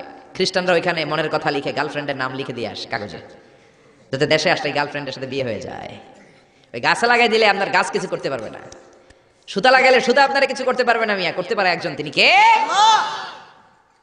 চূড়ায় উঠলাম ফজরের সময়। এত কষ্ট হয়েছে এই তুর পাহাড়ের চূড়ায় উঠতে, অসম্ভব কষ্ট। বাংলাদেশের পাহাড়গুলো মাটির পাহাড়। আপনি বান্দরবানের চিম্বুক পাহাড়ে যান, আমি উঠেছি চিম্বুকের চূড়ায়। সেনাবাহিনীর মিলিটারি ক্যাম্প আছে ওখানে। 3টার দিকেও চমৎকার বাতাস, সমস্যা নাই, কারণ পাথরটা মাটির পাথর, মাটির পাহাড়। পাহাড়টা কিসের পাহাড়? আর আরব বিশ্বের পাহাড়গুলো পাথরের পাহাড়। ওই পাথরের কন্টাকে যদি সানশাইন লাগে, সূর্যের আলো লাগে, 2 ঘন্টার মধ্যে মরুভূমির মতো গরম হয়ে যায়, আর থাকা যায় না। আমরা নেমে আসলাম ফজরের নামাজ পড়ে। আল্লাহ বললেন, মুসা ঠিক আছে, বায়না যখন ধরেছো, আমার নূর দেখতে চাও, তাড়াতাড়ি তুর পাহাড়ের উপরে উঠে যাও। আগামীকাল তুর পাহাড়ের উপরে তুমি এতটার সময় আসবা, আমি আমার নূরের তাজাল্লি তুর পাহাড়ে দিয়ে দেব। যদি তুর পাহাড় টিকতে পারে তুমি দেখবা। মুসা আলাইহিস সালাম তো খুশিতে বাকবাকুম। এতদিন আল্লাহর আওয়াজ শুনতাম, এখন আল্লাহরে দেখবো, নূর দেখা যাবে। পরের দিন ওযু করে গোসল করে সাইয়েদনা মুসা আলাইহিস সালাম দৌড়াতে দৌড়াতে টাইমের আগেই হাজির। টাইমের আগেই যে তুর পাহাড়ের উপরে হাজির। আল্লাহ বললেন, মুসা এত আগে আসলা কেন? মুসা কয়, আমার তো আর সময় না। কোন সুবহানাল্লাহ। আল্লাহ বললেন, আমার সব কাজ টাইমলি হয়। সময় যখন হলো, শেষবারের মতো আল্লাহ মুসা আলাইহিস সালামকে জিজ্ঞেস করলেন, মুসা তুমি কি আসলে আমার নূর দেখতে চাও কিনা? কারণ খেলাটা সাধারণ কোনো খেলা নয়, এটা বিপিএল এর খেলা নয়। মুসা আলাইহিস সালাম বললেন, ব্যাপার না, ব্যাপার না, আমি রাজি। সবচেয়ে শক্তিশালী নবী ছিলেন মুসা আলাইহিস সালাম। ফেরাউনের এক বাবুর্চিরে থাপ্পড় মেরে দুনিয়া থেকে বিদায় করে দিয়েছে। নিহত করার জন্য মারে নাই। ফেরাউনের বাবুর্চি মিশরে নতুন একজন টুরিস্ট এসেছিল, ভিজিটর, তার সাথে মারামারি লাগাইল। মুসা আলাইহিস সালাম দেখলেন ফেরাউনের বাবুর্চি মন্ত্রীর ভাইগনা, মন্ত্রীর চেয়ে বেশি দাপট, কোন ঠিক কিনা? ফেরাউনের বাবুর্চি জোর জুলুম খাটায় ওই নতুন আগন্তুকরে মারা শুরু করেছে। মুসা আলাইহিস সালাম সহ্য করেন নাই। মুসা আলাইহিস সালাম যে কোনো কথা নাই, 40 কেজি ওজনের এক থাপ্পড়ে বাবুর্চি শেষ। সবাই কয় এটা ফেরাউনের বাবুর্চি, ফেরাউন তোমারে মেরে ফেলবে, দেও দৌড়। মুসাও দিছে দৌড়। এক দৌড়ে দৌড়াতে দৌড়াতে দৌড়াতে মিশরের বর্ডার শেষ করে, যারা সৌদি মিশর মাদিয়ান ঘুরেছেন, সৌদি বর্ডারের এখানে একটা এলাকা আছে মাদিয়ান, ওইটা আবার শোয়েব আলাইহিস সালামের বর্ডার, সুবহানাল্লাহ কইবেন না? ওইখানে চলে গেছে। শোয়েব আলাইহিস সালাম বৃদ্ধ নবী ছিলেন, ওনার দুইটা মেয়ে ছিল, ছাগল পালতো, ছাগলের পানি খাওয়াইতে গেছে। বিশাল কূপ, কূপের ঢাকনাটা অনেক ওজন, সব যুবকেরা পানি খাইয়ে তাদের ছাগলকে পানি খাইয়ে ঢাকনা লাগাই দিয়ে চলে গেছে। মেয়েগুলা তোরা ঢাকনা উঠাতে পারে না, গুনগুনিয়ে কাঁদে, ঘরে গেলে আব্বা বকবে, বুড়ো আব্বার কি জবাব দেব? ছাগল যদি পানি না খায় ছাগলের ওলানে দুধ আসবে নাকি? ছাগলের ওলানে দুধ না আসলে আব্বারে খাবার দিব কি? আব্বা তো দুধ খায়, আব্বা তো পয়গম্বর মানুষ, দুধ না দিলে আব্বা খাবে কি? দুইটা বোন মনের দুঃখে চোখের পানি ছেড়ে ছেড়ে মাদিয়ান এলাকায় কূপের পাশে বসে বসে কাঁদে। সাইয়েদনা মুসা আলাইহিস সালাম তো বাবুর সিরে মাইরা দিছে, তো দৌড়াতে দৌড়াতে ওই মাদিয়ান এলাকায় চলে গিয়েছে। ওখানে যেয়ে দেখে নতুন এলাকা, পাহাড় আর মরুভূমি, দুইটা মেয়ে গুনগুনিয়ে কাঁদে। সাইয়েদনা মুসা আলাইহিস সালাম বললেন, ফামা খাতবুকুমা, কাঁদো কেন? মেয়েগুলো কথা বলে না, তারা পর্দাশীল মেয়ে, তারা নবীর মেয়ে, জোরে কোন ঠিক কিনা? নবীর মেয়ে কি আমাদের মেয়েদের মতো কিরণমালা পরে নাকি? লেহেঙ্গা পরে নাকি? পাখি ড্রেস পরে নাকি? নবীর মেয়েরা আমাদের মেয়েদের মতো নয়, তারা বিশাল পর্দা করে গুনগুনিয়ে কাঁদে। সাইয়েদনা মুসা আলাইহিস সালাম বলল, কাঁদো কেন? মেয়ে দুইটা বলে, তুমি জিগাও কেন? তোমার জানার দরকার কি? মেয়ে তোমার রাস্তায় তুমি হাঁটো। বিশ্বনবী এটাই বলতেন তার বিবিদেরকে। সাহাবারা কোনোদিন যদি ঘরে আসে, আমি না থাকলে মিষ্টি মিষ্টি কথা বলো না, কর্কশ গলায় বলে দাও নবী ঘরে নাই। কারণ আপনি ঘরে নাই, আপনি বাসায় নাই, আপনার মোবাইলে ফোন আসলো, আপনার বিবি যদি মিষ্টি মিষ্টি আলাপ শুরু করে দেয়, আপনার অফিসের বস আপনারে চায়, ফোন দিয়েছে, ভাবি ধরে যদি মিষ্টি মিষ্টি আলাপ করে, ভেজাল আছে না নাই? এজন্য খবরদার, মহিলারা কোনো অপরিচিত লোকের ফোনের মধ্যে বড় কথা বলবেন না। কাকে ফোন দিয়েছেন? স্বামীকে, বাসায় নাই, কাট কাট। জোরে বলেন ঠিক না? কাকে ফোন দিয়েছেন? আব্বাকে, আব্বা বাসায় নাই, কেটে দেন। মিষ্টি মিষ্টি আলাপের দরকার নাই। আপনি কেমন আছেন, কোথায় বসে আছেন, কি করেন, কোন কলেজে পড়েন, এটা তোর দরকার কি বেটা? ঠিক কিনা বলেন? শোয়েব আলাইহিস সালামের দুই মেয়ে সোজা কথা বললেন, আপনার দরকার কি? আপনার পথে আপনি হাঁটেন। মুসা আলাইহিস সালাম ভাবলেন, এই মেয়েটা নিশ্চয়ই মেয়েগুলো এলাকার হবে, নতুন এলাকায় এসেছি, এলাকা চিনি না। মেয়ে দুইটারে যদি জিজ্ঞেস করে রাস্তাঘাট চিনা যায়, তৃষ্ণায় গলা ফেটে যায়, আমি কি করবো বুঝতেছি না। মুসা আলাইহিস সালাম বললেন, ও তোমরা বলো আমি ভালো মানুষ, কেন তোমরা কাঁদো? মেয়ে দুইটা আবার বলতে আরম্ভ করলো, আমরা দুইজন নবীর মেয়ে, ছাগল পালি, ছাগলকে পানি খাওয়াবো।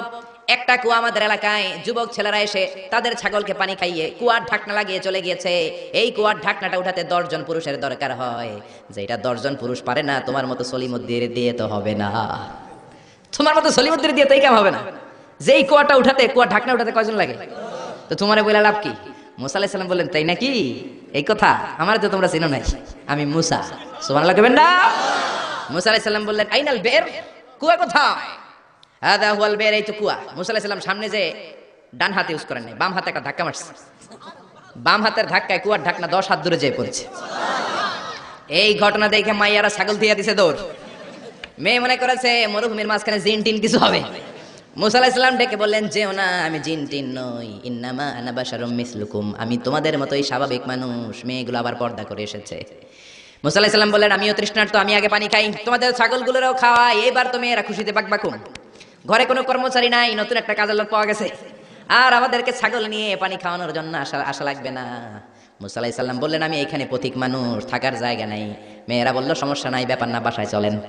বাড়িতে যে বাবারা কয়, বাবা এই নবী মুসা, এই লোকটা আগন্তুক হিসেবে এসেছে, কাজের জন্য রেখে দেন।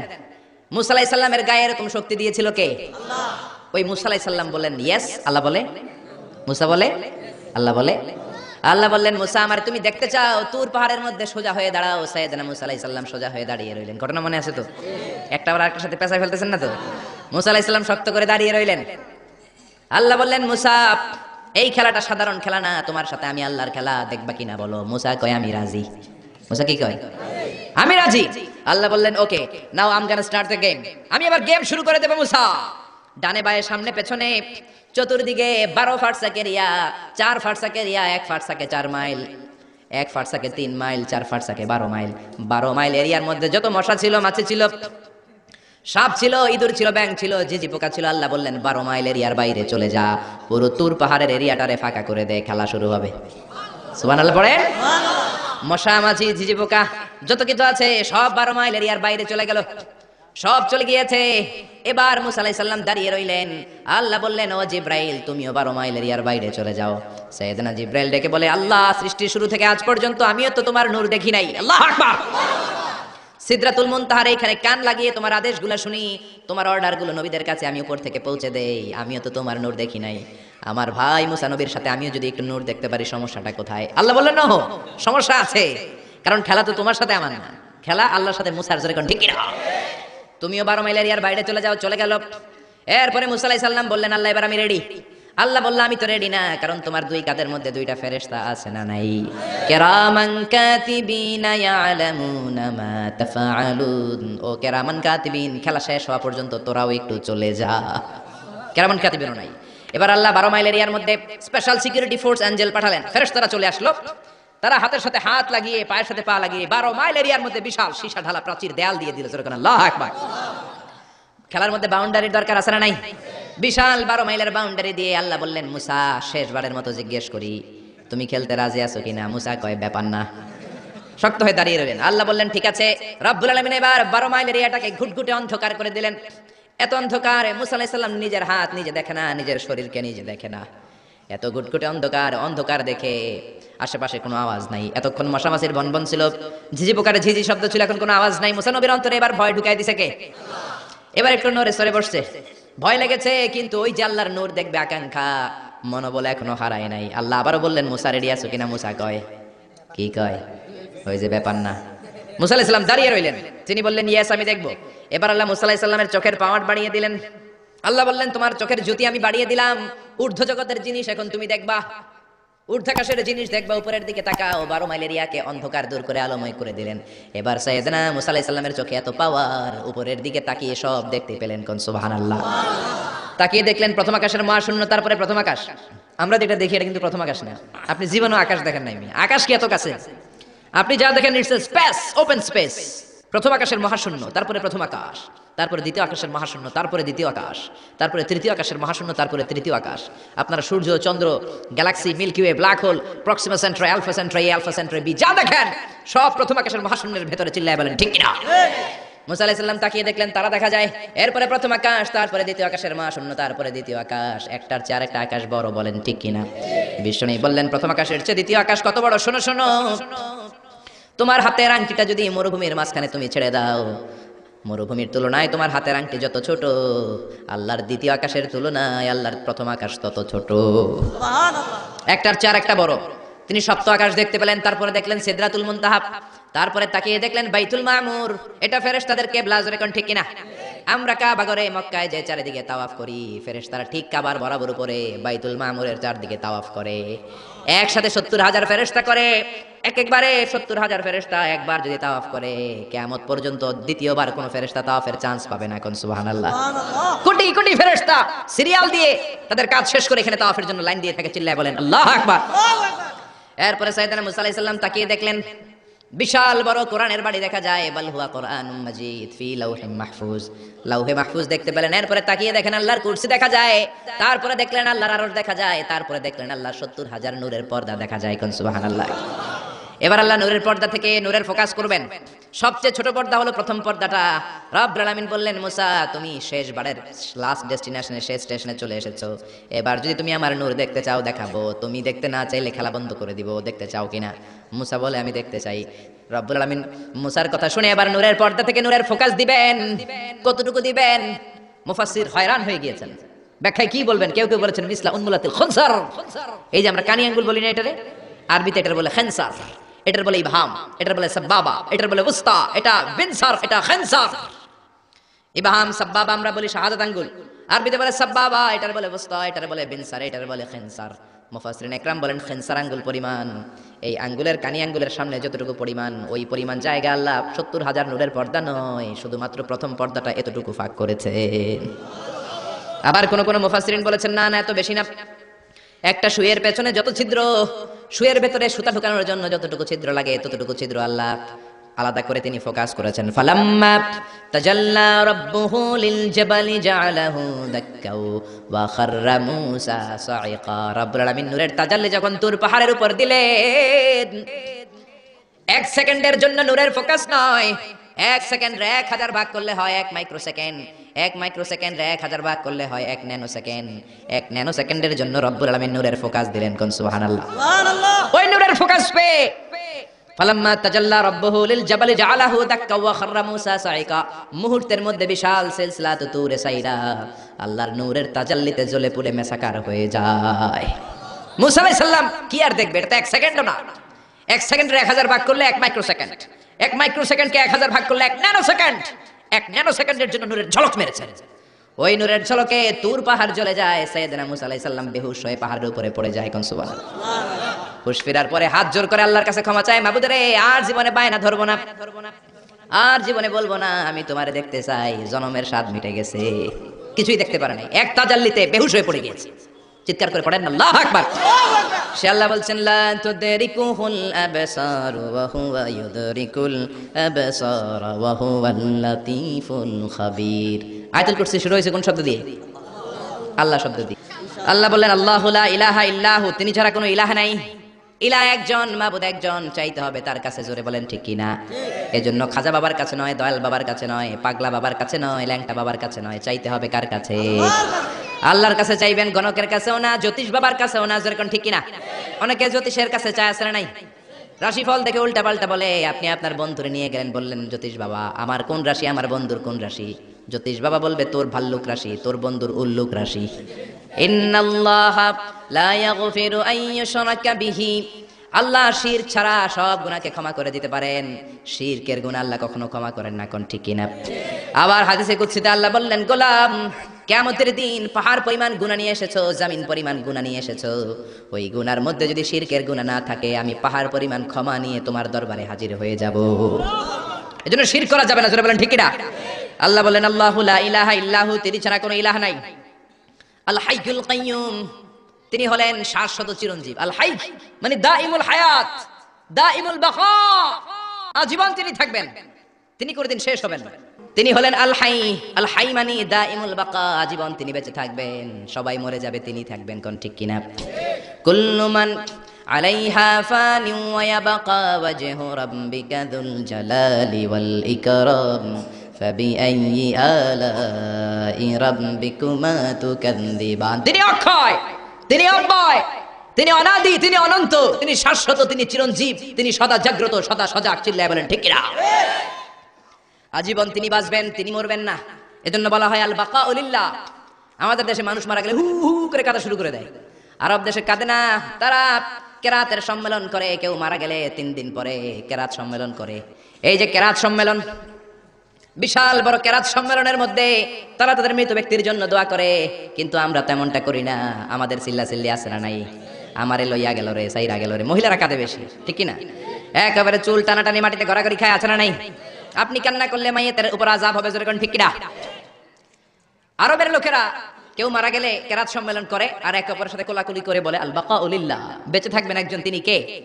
এই পৃথিবীর সবাই মরে যাবে, কেউ থাকবে না। বাড়ি ঘর যা আপনি করেছেন, বাড়ির জায়গায় বাড়ি পড়ে থাকবে।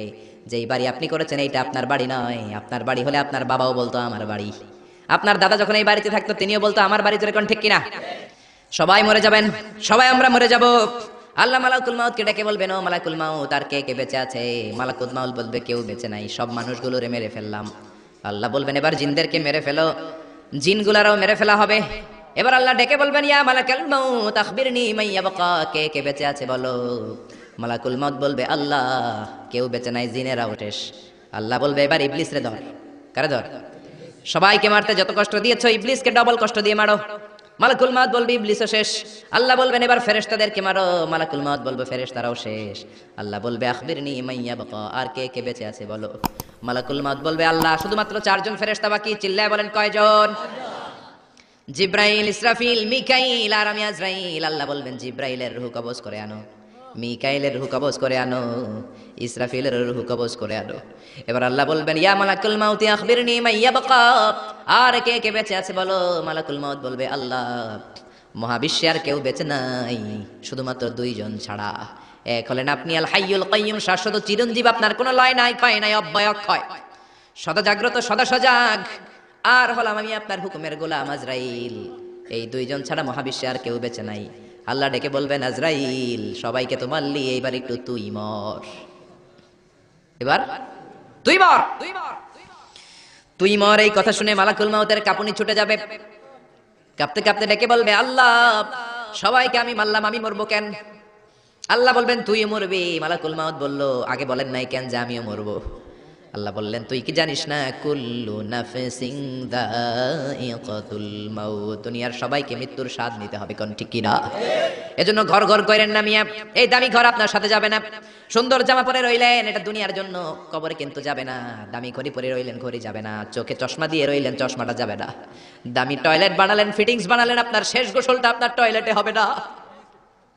আপনার দামি ফিটিংস দিয়ে বানানো আপনার চমৎকার টয়লেটের মধ্যে 20টা বছর দামি এই টয়লেটের মধ্যে টাইলস করা টয়লেটে গোসল করলেন, আপনার শেষ গোসলটা কি আপনার টয়লেটে হবে নাকি? আপনার দামি ফিটিংস দেওয়া টয়লেটের মধ্যে গোসলখানে আপনার শেষ গোসল হবে না। যেখানে মুর্দা ধোয়া হয়, মরা ধোয়া হয়, ওই জায়গায় আপনার গোসল হবে, ঠিক না? আল্লাহ ডেকে বলবেন মালাকুল মাউত আখবিরনি মাইয়া বাকা, কে কে বেঁচে আছে বল। আল্লাহ আমি ছাড়া আর কেউ নাই। আল্লাহ বলবে তুই মর, তুই মর। শুনে কাঁপতে কাঁপতে ডেকে বলবে আল্লাহ সৃষ্টির শুরুতে যদি আমি জানতাম আমাকেও একদিন মরতে হবে, তাহলে এই মৃত্যু ফেরেশতার দায়িত্ব নিতে আমি ক্ষমা চাইতাম। আমি বলতাম আমার ভাই জিব্রাইল রে আপনি মালাকুল মউত বানিয়ে দেন, আমাকে আপনি জিব্রাইলের ওহী বন্টনের দায়িত্ব দেন, কিংবা ইসরাফিলের দায়িত্ব, সিংহায় ফুৎকার দায়িত্বটা আপনি আমারে দেন। ইসরাফিল রে মালাকুল মউত বানিয়ে দেন, কিংবা আপনি মিকাইলের বৃষ্টি বন্টন করার দায়িত্বটা আমারে দিয়ে দেন, মিকাইলকে আপনি আজরাইল বানিয়ে দেন। আল্লাহ বলবেন কথা নাই, জান্নাত জাহান্নামের মাঝ বরাবর যে দাঁড়া। জান্নাত জাহান্নামের মাঝ বরাবর যে একটা জায়গা আছে, জায়গাটার নাম হলো আরাফ, ওইখানে কাঁপতে কাঁপতে কাঁপতে দাঁড়াবে। আল্লাহ বলবেন মালাকুল মউত কথা বলে আর কেঁপে লাভ নাই, মরতে তোমাকে হবেই। মুত ইয়া মালাকুল মউত, মর, মরে যা। এক ধমক দেওয়ার সাথে সাথে চিৎকার মেরে মালাকুল মউত জান্নাত জাহান্নামের মাঝখানে বিকট একটা চিৎকার মেরে বেহুশ হয়ে ওইখানেই মরে যাবে।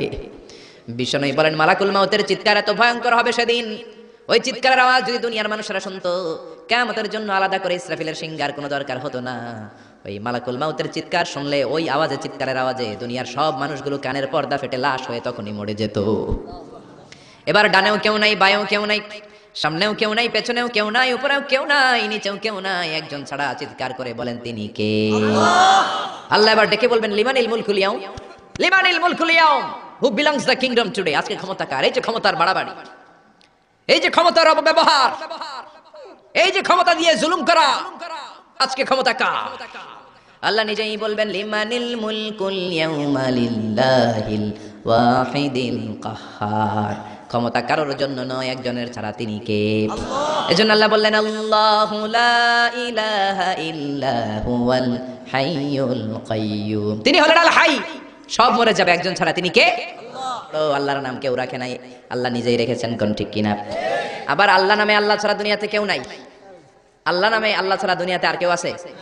আল্লাহ ছাড়া আর কারো নাম কোনোদিন আপনি শুনছেন? আল্লাহ। আমি পৃথিবীর অনেক দেশ ঘুরছি, কম করে 1 ডজন, কম করে 1 ডজন দেশ আমি পৃথিবীতে ঘুরেছি, আমি কোথাও কারো নাম আল্লাহ শুনি নাই। আপনি শুনেছেন? কেউ শুনেন নাই। শুনবেন কোত্থেকে? কারণ আল্লাহ নামটা আল্লাহর ছাড়া আরো কারো নাই। চিল্লায় বলেন ঠিক না? এমনকি কোনো নাস্তিকও তার নিজের নাম আল্লাহ বলে না, কোন শয়তানের গডফাদারও নিজের নাম আল্লাহ বলে নাই, এমনকি ফেরাউনও তার নিজেকে আল্লাহ বলে নাই। ফেরাউন নিজেকে দাবি করেছে আমি বড় রব। ফাহাশারা ফানাদা ফাকালা আনা রাব্বুকুমুল আ'লা। মিশরের সব লোককে জড়ো করে সে বলে নাই আমি আল্লাহ, সে বলেছে আমি তোমাদের বড় রব, আমি তোমাদের বড় খোদা। আসলে খোদা না হুদা? জোরে বলেন খোদা না হুদা? এই জন্য বেয়াদবটাকে রব্বুল আলামিন সাগরের লোনা পানির মধ্যে ডুবিয়ে ডুবিয়ে মেরেছেন। সাইয়েদনা মুসা আলাইহিস সালামকে মারার জন্য পেছন থেকে হামলা করা হলো। সাইয়েদনা মুসা আলাইহিস সালাম লোহিত সাগরের দিকে দিলেন একটা দৌড়, দৌড়াতে দৌড়াতে সামনে লোহিত সাগর। আল্লাহর কাছে চোখের পানি ছেড়ে দিয়ে ডেকে বলেন আল্লাহ, সামনে বিশাল লোহিত সাগর, কেমন করে পার হব? সাঁতার কেটে তো লোহিত সাগর পার হওয়া যায় না। পেছন থেকে ফেরাউনের বাহিনী আমাদেরকে মারার জন্য এসেছে। আল্লাহ বললেন মুসা দোয়ার দরকার নাই, তোমার লাঠি দিছি কোন কাজের লাগে? লাঠি দিয়েছি ব্রিজ বানাবা, সাপ বানাবা, বড় বড় জিনিস বানাবা। তোমার হাতের লাঠিটা লোহিত সাগরের মধ্যে রেখে দাও, বিশাল রাস্তা আমি এমনিতেই বানিয়ে দেব। সাইয়েদনা মুসা আলাইহিস সালাম লাঠি ফেললেন, লোহিত সাগরের এক মাথা থেকে আরেক মাথা বিশাল রাস্তা। এই লোহিত সাগর আমি অনেকবার গিয়েছি। Red Sea, it's a border sea between KSA, the Kingdom of Saudi Arabia, and the Arab Republic of Egypt. মিশর এবং সৌদি আরবের মাঝখানে বর্ডার সাগর, এটা লোহিত সাগর। এটার এই মাথায় দাঁড়ালে ওই মাথায় সৌদি আরব। সুবহানাল্লাহ কইবেন না? জেদ্দা নগরী। এই লোহিত সাগরে ফেরাউন ডুবে মরেছে। অনেকে বলে নীল নদে ডুবে মরেছে, ভুয়া কথা। আমি ফেরাউনের দেশের মানুষ মিয়া, এই তথ্য আমার কাছ থেকে শুনেন। আমি ফেরাউনের দেশে ছিলাম 5 বছর, নীল নদের পানি খেয়েছি আমি 5 বছর। সরাসরি নীল নদ থেকে নিয়ে খাই নাই। আবার মিশরের সরকার রিফাইনিং করে, পরিশোধন করে পাইপলাইনের মাধ্যমে গোটা মিশরে ছড়িয়ে দিয়েছে। নীল নদ লম্বায় সবচেয়ে বড় আড়াআড়িতে বড় নয়, আপনি ভালো সাঁতার জানলে আড়াআড়ি পাশের দিক থেকে আপনি নীলনদকে ক্রস করে ওদিকে চলে যেতে পারবেন। কিন্তু লম্বা এটা ৬,৬৯৫ কিলোমিটার লম্বা, পৃথিবীর সবচেয়ে বড় নদ, এটা জান্নাতের নদ। বিশ্বনবী যখন মেরাজে গেলেন, দুইটা নদী সিদরাতুল মুনতাহা থেকে জান্নাতে চলে যায়, আর দুইটা নদী জান্নাত থেকে পৃথিবীর দিকে নামে। বিশ্বনবী ডেকে বললেন, জিব্রাইল, যেই দুইটা নদী জান্নাত থেকে দুনিয়ায় নামে, নদীটার নাম কি? বিশ্বনবী বললেন, একটা ইরাকের ফোরাত নদী, আর একটা হলো আপনার ভাই মুসার দেশ মিশরের নীল নদী। কোন সুবহানাল্লাহ। ফেরাউন বলল, আমি জীবনে মুসারে আসতে দিব না পৃথিবীতে। আল্লাহ বললেন, তোর ঘরে আমি মুসারে বড় করে ছাড়বো। কোন ঠিক কিনা? মুসার মা মুসা আলাইহিস সালামকে সিন্ধুকে করে এই নীল নদে ভাসিয়ে দিয়েছেন। ফেরাউন এই নীল নদে মরে নাই, সে মরেছে লোহিত সাগরে মরে। বিশাল লোহিত সাগরে রাস্তা হয়ে গেল। সাইয়েদনা মুসা আলাইহিস সালাম আল্লাহর শুকরিয়া করে বনি ইসরাইলের মুমিন বান্দাদেরকে নিয়ে, তার কর্মীদেরকে নিয়ে, তার অনুসারীদেরকে নিয়ে, তার সদস্যদেরকে নিয়ে রওনা হলেন। দৌড়াতে দৌড়াতে লোহিত সাগরের এই মাথা থেকে ওই মাথা চলে গেলেন। ফেরাউন ইন দ্য মিন টাইমে চলে এসেছে তার বাহিনী নিয়ে। এসে দেখে মাশাআল্লাহ এত সুন্দর রাস্তা, বিশাল ব্রিজ, চমৎকার শক্ত ব্রিজ, বাঁশ-টাশ দেওয়া হয় না, যে ব্রিজের ভিতরে দেওয়া হয়েছে শক্ত রড। এই ব্রিজ দেখে তো মহা খুশি, মনে হয় যেন ওর বাবার টাকায় ব্রিজ বানানো হয়েছে। সে অর্ডার করলো, march on the bridge, march on my soldiers on the bridge and try to reach মুসাস। আমার এই সামনের ব্রিজটা পার হয়ে যাও, মুসাকে খপ করে ধরে নাও, আল্লাহকে দ্বারা ধরাইতেছি আমি। ফেরাউনের অর্ডার শুনে সেনাবাহিনীরা লেফট রাইট করে মার্চ করতে শুরু করলো। যেতে যেতে ব্রিজের এই মাথা থেকে ফেরাউন সহ সৈনিকেরা যেতে যেতে ব্রিজের মাঝ বরাবর যখন চলে এসেছে, আল্লাহ মুসারে ডেকে বললেন, ও মুসা, অ্যাকশন নিবার মনে চাই কিনা? মুসা নাই বললেন, মনে চায়। অনেক জ্বালাইছে বেয়াদবটা আমারে, ঘুমাইতে দেয় নাই, খাইতে দেয় নাই, খালি হামলা চালায়। এখনো এরকম মুসলমানদের ঘরে ঘরে হামলা আসরা নাই, ঘরে ঘুমাতে পারে না, নিজ এলাকায় থাকতে পারে না, অন্য থানায় চলে যায়, অন্য গ্রামে চলে যায়, রাতের ঘুম নাই, আত্মীয় স্বজনের সাথে দেখা নাই। দুনিয়ার বুকে কষ্ট করে যাও, জান্নাতের দরজা আল্লাহ তোমাদের জন্য খুলে রেখেছে। আল্লাহ বললেন, অ্যাকশন নিবার মন চায় কিনা মুসা? মুসা বললেন, অবশ্যই। আল্লাহ বললেন, অ্যাকশন নিতে চাইলে আর দেরি করা যাবে না, লাঠিটা তোলো। সুবহানাল্লাহ কইবেন না? মুসা আলাইহিস সালাম লাঠি তুললেন। লাঠি তোলার সাথে সাথে লোহিত সাগরের এই মাথা থেকে ওই মাথার বিশাল ব্রিজ, পুরো ব্রিজটাইকে ভ্যানিশ করে দিল কে? আল্লাহ। উদাও, কোনো ব্রিজ নাই, শূন্যের মধ্যে সবগুলো থপাস থপাস করে পানিতে পড়তে শুরু করেছে। ও মিয়া, লোহিত সাগর এটা বাংলাদেশের পদ্মা যমুনার মতো হবে মনে হয়? তাহলে মেঘনা নদীর মতো, ব্রহ্মপুত্র, কপোতাক্ষ নদ, বিশাল বড় সাগর, কোনো কুল কিনারা পায় না। আবার মেঘনা নদীর মতো হলে মিঠা পানির পানি গিলে গিলে খাওয়া যেত। সাগরের পানি কি মিঠা পানি নাকি লোনা পানি? এই সুন্দর ফুল সুন্দর ফল, মিঠা নদীর পানি, আল্লাহ তোমার মেহেরবানি। মিঠা নদীর পানি হলে খেয়ে ফেলতো, কিন্তু লোহিত সাগরের লোনা পানি, লবণ পানি আর খেতে পারে না। এক ঢোক ভিতরে যায়, বমি করে 2 ঢোক ফালায়। খেতে খেতে খেতে খেতে ফেরাউনের পেটটা এত বড় হয়েছে, আজীবন খেয়েছে মানুষের বাড়ির লাউ, অন্যের বাড়ির কদু, অন্যের বাড়ির খাসির রান। আজকে বেয়াদবের বাচ্চাটারে লোহিত সাগরের লবণের পানির মধ্যে চুবায় কে? আল্লাহ। পানি খেতে খেতে পেট এত বড়। এবার হাত তুলে কয়, আমি ভালো মানুষ। কি বলে? আমি ভালো মানুষ, আমি ঈমান আনলাম। বনি ইসরাইলের লোকেরা যার প্রতি ঈমান এনেছে, মুসার রব, হারুনের রব, ওই আল্লাহর ছাড়া আমি কাউরে মানি না। কত ভালো মানুষ দেখছেন? আল্লাহ বলেন, no, the time is up, the time is up, I never accept your ঈমান নাও। এখন তোর ঈমান আমি কবুল করব না। জিব্রাইলরে বললেন, ওর মাথাটা একটু ঠাইসা ধর, আর একটু জুবা দিয়া, আর একটু লোনা পানি খাওয়া। জিব্রাইল কিছুই করলেন না, ওইটা তো এমনি শুধু ভাসতেছে। মাথাটা একটু ঠেসে ধরলেন, আর কয়েক ঢোক পেটের ভিতরে ঢুকায় দিল কে? আল্লাহ বললেন, ফালইয়াউমা নুনাজ্জিকা বিবাদানিকা লিতাকুনা লিমান খালফাকা আয়া। ও ফেরাউন, তুই মরে গেলি, কিন্তু তোর লাশকে আমি মারবো না। তোর লাশটা গলবে না, পচবে না, কোনো কীট পতঙ্গ তোরে খাবে না, কোন তিমি মাছ তোর দেহের মধ্যে তার জিহ্বা লাগাবে না। কিয়ামত পর্যন্ত তোর চাচাতো ভাই, খালাতো ভাইদের জন্য তোর দেহটারে আমি শুটকি বানিয়ে রাখলাম। আজও ফেরাউনের লাশটা রয়ে গিয়েছে। আমি নিজ চোখে ফেরাউনের লাশ দেখেছি। মিশরের রাজধানী কায়রোর তাহরির স্কয়ারে তাদের যে মিউজিয়াম, ন্যাশনাল মিউজিয়ামের রয়্যাল মমিস চেম্বারে, আমরা তো আজহারের ছাত্র, ফ্রিতে ঢুকতাম, ফ্রি ঢুকছি, ফ্রি লাশ দেখেছি। পুরো দেহটাকে ব্যান্ডেজ করে রাখা হয়েছে। ফেরাউনের চারদিক দিয়ে আমি ঘুরলাম, এমনি রয়েছে এমনি। আমি কই, ফেরাউন চাচা কেমন আছো? কোনো কথা নাই। আমি বললাম, আমাদের লিডার মুসারে তুমি কম জ্বালাও নাই, গ্লাসের মধ্যে তুমি আটকানো। যদি তুমি গ্লাসের ভিতরে না থাকতা, তোমার ঠ্যাং হাত একটাও থাকতো না। কোন ঠিক কিনা? ফেরাউন চলে গিয়েছে, নমরুদ চলে গিয়েছে, কিন্তু ফেরাউনের চেলারা আছে না নাই? নমরুদের চেলারা আছে না নাই? যুগে যুগে ফেরাউন থাকবে, নমরুদ থাকবে, আর তাদের বিরুদ্ধে আপনাদেরকে মুসা আর ইব্রাহিমের ভূমিকা পালন করতে হবে। চিল্লায় বলেন ঠিক কিনা? এই পৃথিবীটা থাকার জায়গা নয়। ফেরাউন তার জলজ্যান্ত প্রমাণ অনেকক্ষণ আমি তাকিয়ে রইলাম জাহান্নামের এই নরকিটটার দিকে। শুটকি মানুষ, একটা মানুষ মরে যাওয়ার পরে মাছ যেমনি আমরা শুটকি বানাই, ফেরাউনকে কিয়ামত পর্যন্ত শুটকির মতো বানিয়ে দিয়েছে কে? আল্লাহ বললেন, গোলাম আমারে চিনে নাও। আমার আসল নামটা দিয়ে আমি আয়াতুল কুরসি শুরু করেছি, আল্লাহু লা ইলাহা ইল্লা হুয়াল হাইয়ুল কাইয়্যুম। আল্লাহ শব্দ দিয়ে শুরু করেছেন আয়াতুল কুরসি। এ আল্লাহ কেমন আল্লাহ? এ আল্লাহ শব্দটা এমন শব্দ যেই শব্দটারে কোনো পরিবর্তন করা যায় না। ভগবানের ভগবতী হয়, ঈশ্বরের ঈশ্বরী হয়, গডের গডেস হয়। আল্লাহর কোনো পরিবর্তন আছে নাকি? আল্লাহ বললেন, আমার শুধু একটাই নাম না, আরো 99টা নাম আছে না নাই? বিষ্ণু বললেন, ইন্না লিল্লাহি তিসআতাও ওয়া তিসঈনা ইসমা। আল্লাহর রয়েছে 99টা নাম। মান আহসাহা দাখালাল জান্নাহ। যে ব্যক্তি কলিজার মধ্যে 99 নাম মুখস্থ করে রাখবে, জাহান্নামের আগুন তার জন্য হারাম করে দিয়েছে কে? হারাম করে দিয়েছে আল্লাহ। এজন্য আল্লাহর 99 নাম মুখস্থ করবেন। রাজি আছেন তো? আল্লাহ বললেন, আমারে তুমি আল্লাহ বলে ডাকো কিংবা রহমান বলে ডাকো, আই ডোন্ট মাইন্ড, আমি কোনো মাইন্ড করি না। আল্লাহর 100টা নামের যে কোনো একটা নাম ধরে ডাকলেই আল্লাহ খুশি হয়ে যায়। চিল্লায়া বলেন ঠিক কি না? কলিদা আল্লাহ আবিদাউর রহমান আইয়াম্মা তাদউ ফালাহুল আসমাউল হুসনা। আমার নাম আল্লাহ, আমার নাম রহমান, যেটা দিয়েই ডাকো আমি খুশি। সুবহানাল্লাহ। আবার দেখেন আল্লাহ নামটা তো সুন্দর নাম। একটা ছুরি দিয়ে আল্লাহ নামের প্রত্যেকটা অক্ষর যদি আপনি কেটে দেন, তারপরে ওই অক্ষরগুলো দিয়ে আল্লাহর পরিচয় কোরআনে আছে না নাই? আল্লাহ শব্দ দিয়ে আল্লাহ কোরআনে পরিচয় দিচ্ছেন, আল্লাহু ওয়ালিয়ুল্লাযীনা আমানু ইউখরিজুহুম মিনাল যুলুমাতি ইলান নূর। আল্লাহ হলেন মুমিনদের বন্ধু, অন্ধকার থেকে মুমিনদেরকে তিনি আলোর দিকে নিয়ে যান। ঠিক কিনা? এবার আল্লাহ শব্দের আলিফ আপনি কেটে দিলেন। আল্লাহ শব্দের আলিফ কেটে দিলে থাকে কি? কোরআনের পাতায় পাতায় লিল্লাহ দিয়ে আল্লাহ আল্লাহর পরিচয় দিয়েছেন। জোরে বলেন ঠিক কিনা? লিল্লাহি মা ফিস সামাওয়াতি ওয়া মা ফিল আরদি ওয়া হুয়া আলা কুল্লি শাইইন কাদির। এবার লিল্লাহ শব্দের লামটা যদি আপনি ছুরি দিয়ে কেটে দেন, থাকে লাহু। লাহু দিয়ে কোরআনে আল্লাহর পরিচয় আছে না নাই? লাহুল মুলকু ওয়া লাহুল হামদু ওয়া হুয়া আলা কুল্লি শাইইন কাদির। এবার লাহুর লাম যদি কেটে দেন, থাকবে হু। হু দিয়ে মনে আল্লাহর পরিচয় নাই? আছে না নাই? পড়েন সবাই, হুয়াল্লাহুল্লাযী লা ইলাহা ইল্লাহু আলিমুল গায়বি ওয়াশ শাহাদাতি হুয়ার রহমানুর রহিম। চিল্লায় পড়েন আল্লাহু আকবার। আমার আল্লাহ আমাদের সবচাইতে কাছের। জোরে বলেন ঠিক কিনা? আল্লাহ বললেন, ওয়া নাহানু আকরাবু ইলাইহি মিন হাবলিল ওয়ারিদ। আমি আমার বান্দার শাহরগ কণ্ঠনালী, যেখানে শ্বাসনালী রয়েছে, ওই শ্বাসনালীর রগের চাইতো বান্দার বেশি কাছে থাকি। কোন সুবহানাল্লাহ।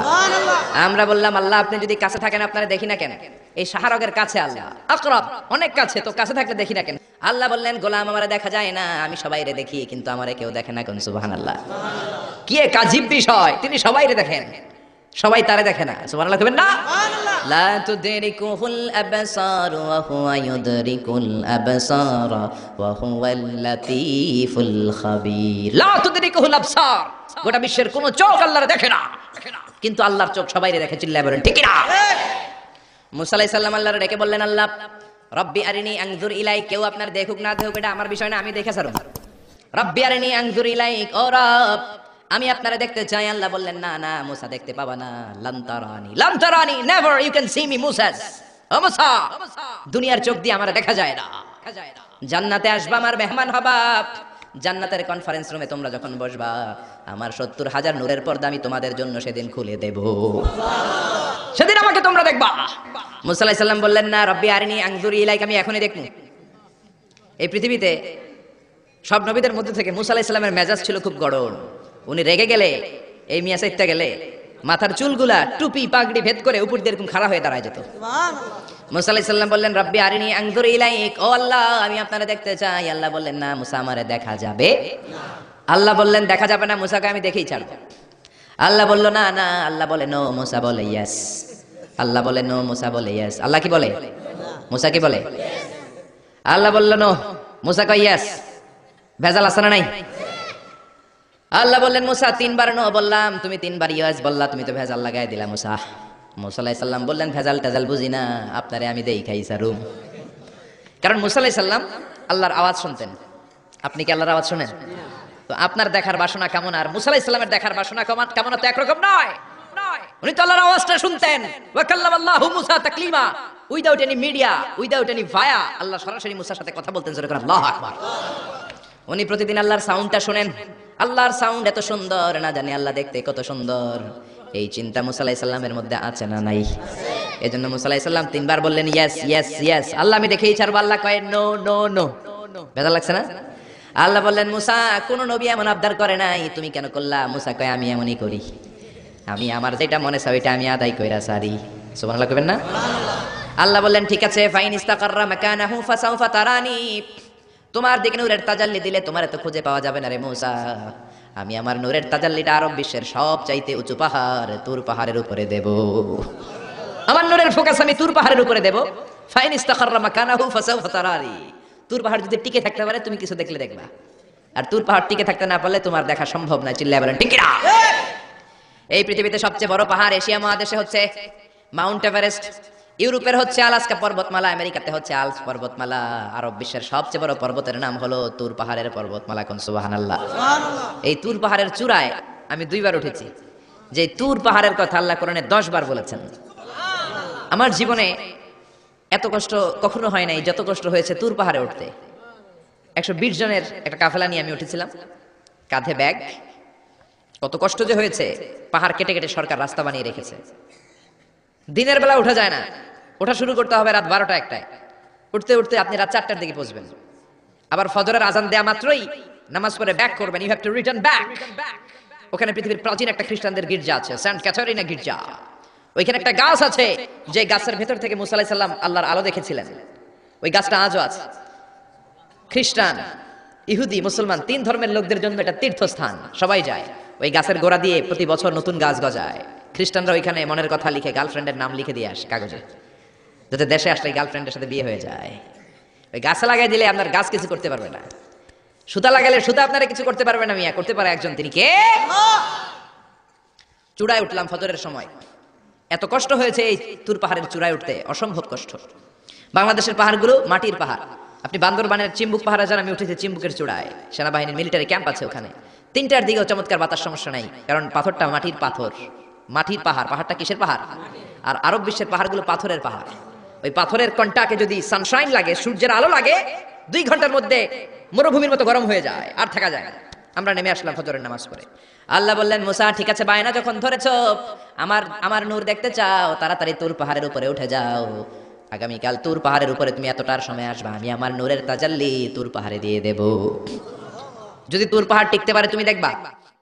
মুসা আলাইহিস সালাম তো খুশিতে বাকবাকুম। এতদিন আল্লাহর আওয়াজ শুনতাম, এখন আল্লাহর দেখবো, নূর দেখা যাবে। পরের দিন ওযু করে গোসল করে সাইয়েদনা মুসা আলাইহিস সালাম দৌড়াতে দৌড়াতে টাইমের আগেই হাজির। টাইমের আগেই যে তুর পাহাড়ের উপরে হাজির। আল্লাহ বললেন মুসা এত আগে আসলা কেন? মুসা কয় আমার তো আর সময় না। কোন সুবহানাল্লাহ। আল্লাহ বললেন আমার সব কাজ টাইমলি হয়। সময় যখন হলো, শেষবারের মতো আল্লাহ মুসা আলাইহিস সালামকে জিজ্ঞেস করলেন, মুসা তুমি কি আসলেই আমার নূর দেখতে চাও কিনা? কারণ খেলাটা সাধারণ কোনো খেলা নয়, এটা বিপিএল এর খেলা নয়, আইপিএল এর নয়, এটা মুসার সাথে বিশ্ব গভর্নমেন্টের খেলা, ঠিক না? খেলার মাঝখানে যে যদি বলে আমি খেলবো না, তাহলে কিন্তু হবে না রে মুসা। আমার নূরের তাজাল্লি আমার আরশের উপর থেকে দুনিয়াতে পড়বে, খেলাটা বড় ডেঞ্জারাস খেলা, ঠিক কিনা? মুসা আলাইহিস সালাম বললেন ব্যাপার না, ব্যাপার না, আমি রাজি। সবচেয়ে শক্তিশালী নবী ছিলেন মুসা আলাইহিস সালাম। ফেরাউনের এক বাবুর্চিরে থাপ্পড় মেরে দুনিয়া থেকে বিদায় করে দিয়েছে। নিহত করার জন্য মারে নাই। ফেরাউনের বাবুর্চি মিশরে নতুন একজন টুরিস্ট এসেছিল, ভিজিটর, তার সাথে মারামারি লাগাইল। মুসা আলাইহিস সালাম দেখলেন ফেরাউনের বাবুর্চি মন্ত্রীর ভাগনা, মন্ত্রীর চেয়েও বেশি দাপট, ঠিক কিনা? ফেরাউনের বাবুর্চি জোর জুলুম খাটায় ওই নতুন আগন্তুককে মারা শুরু করেছে। মুসা আলাইহিস সালাম সহ্য করেন নাই। মুসা আলাইহিস সালাম যে কোনো কথা নাই, 40 কেজি ওজনের এক থাপ্পড়ে বাবুর্চি শেষ। সবাই কয় এটা ফেরাউনের বাবুর্চি, ফেরাউন তোমারে মেরে ফেলবে, দেও দৌড়। মুসাও দিছে দৌড়।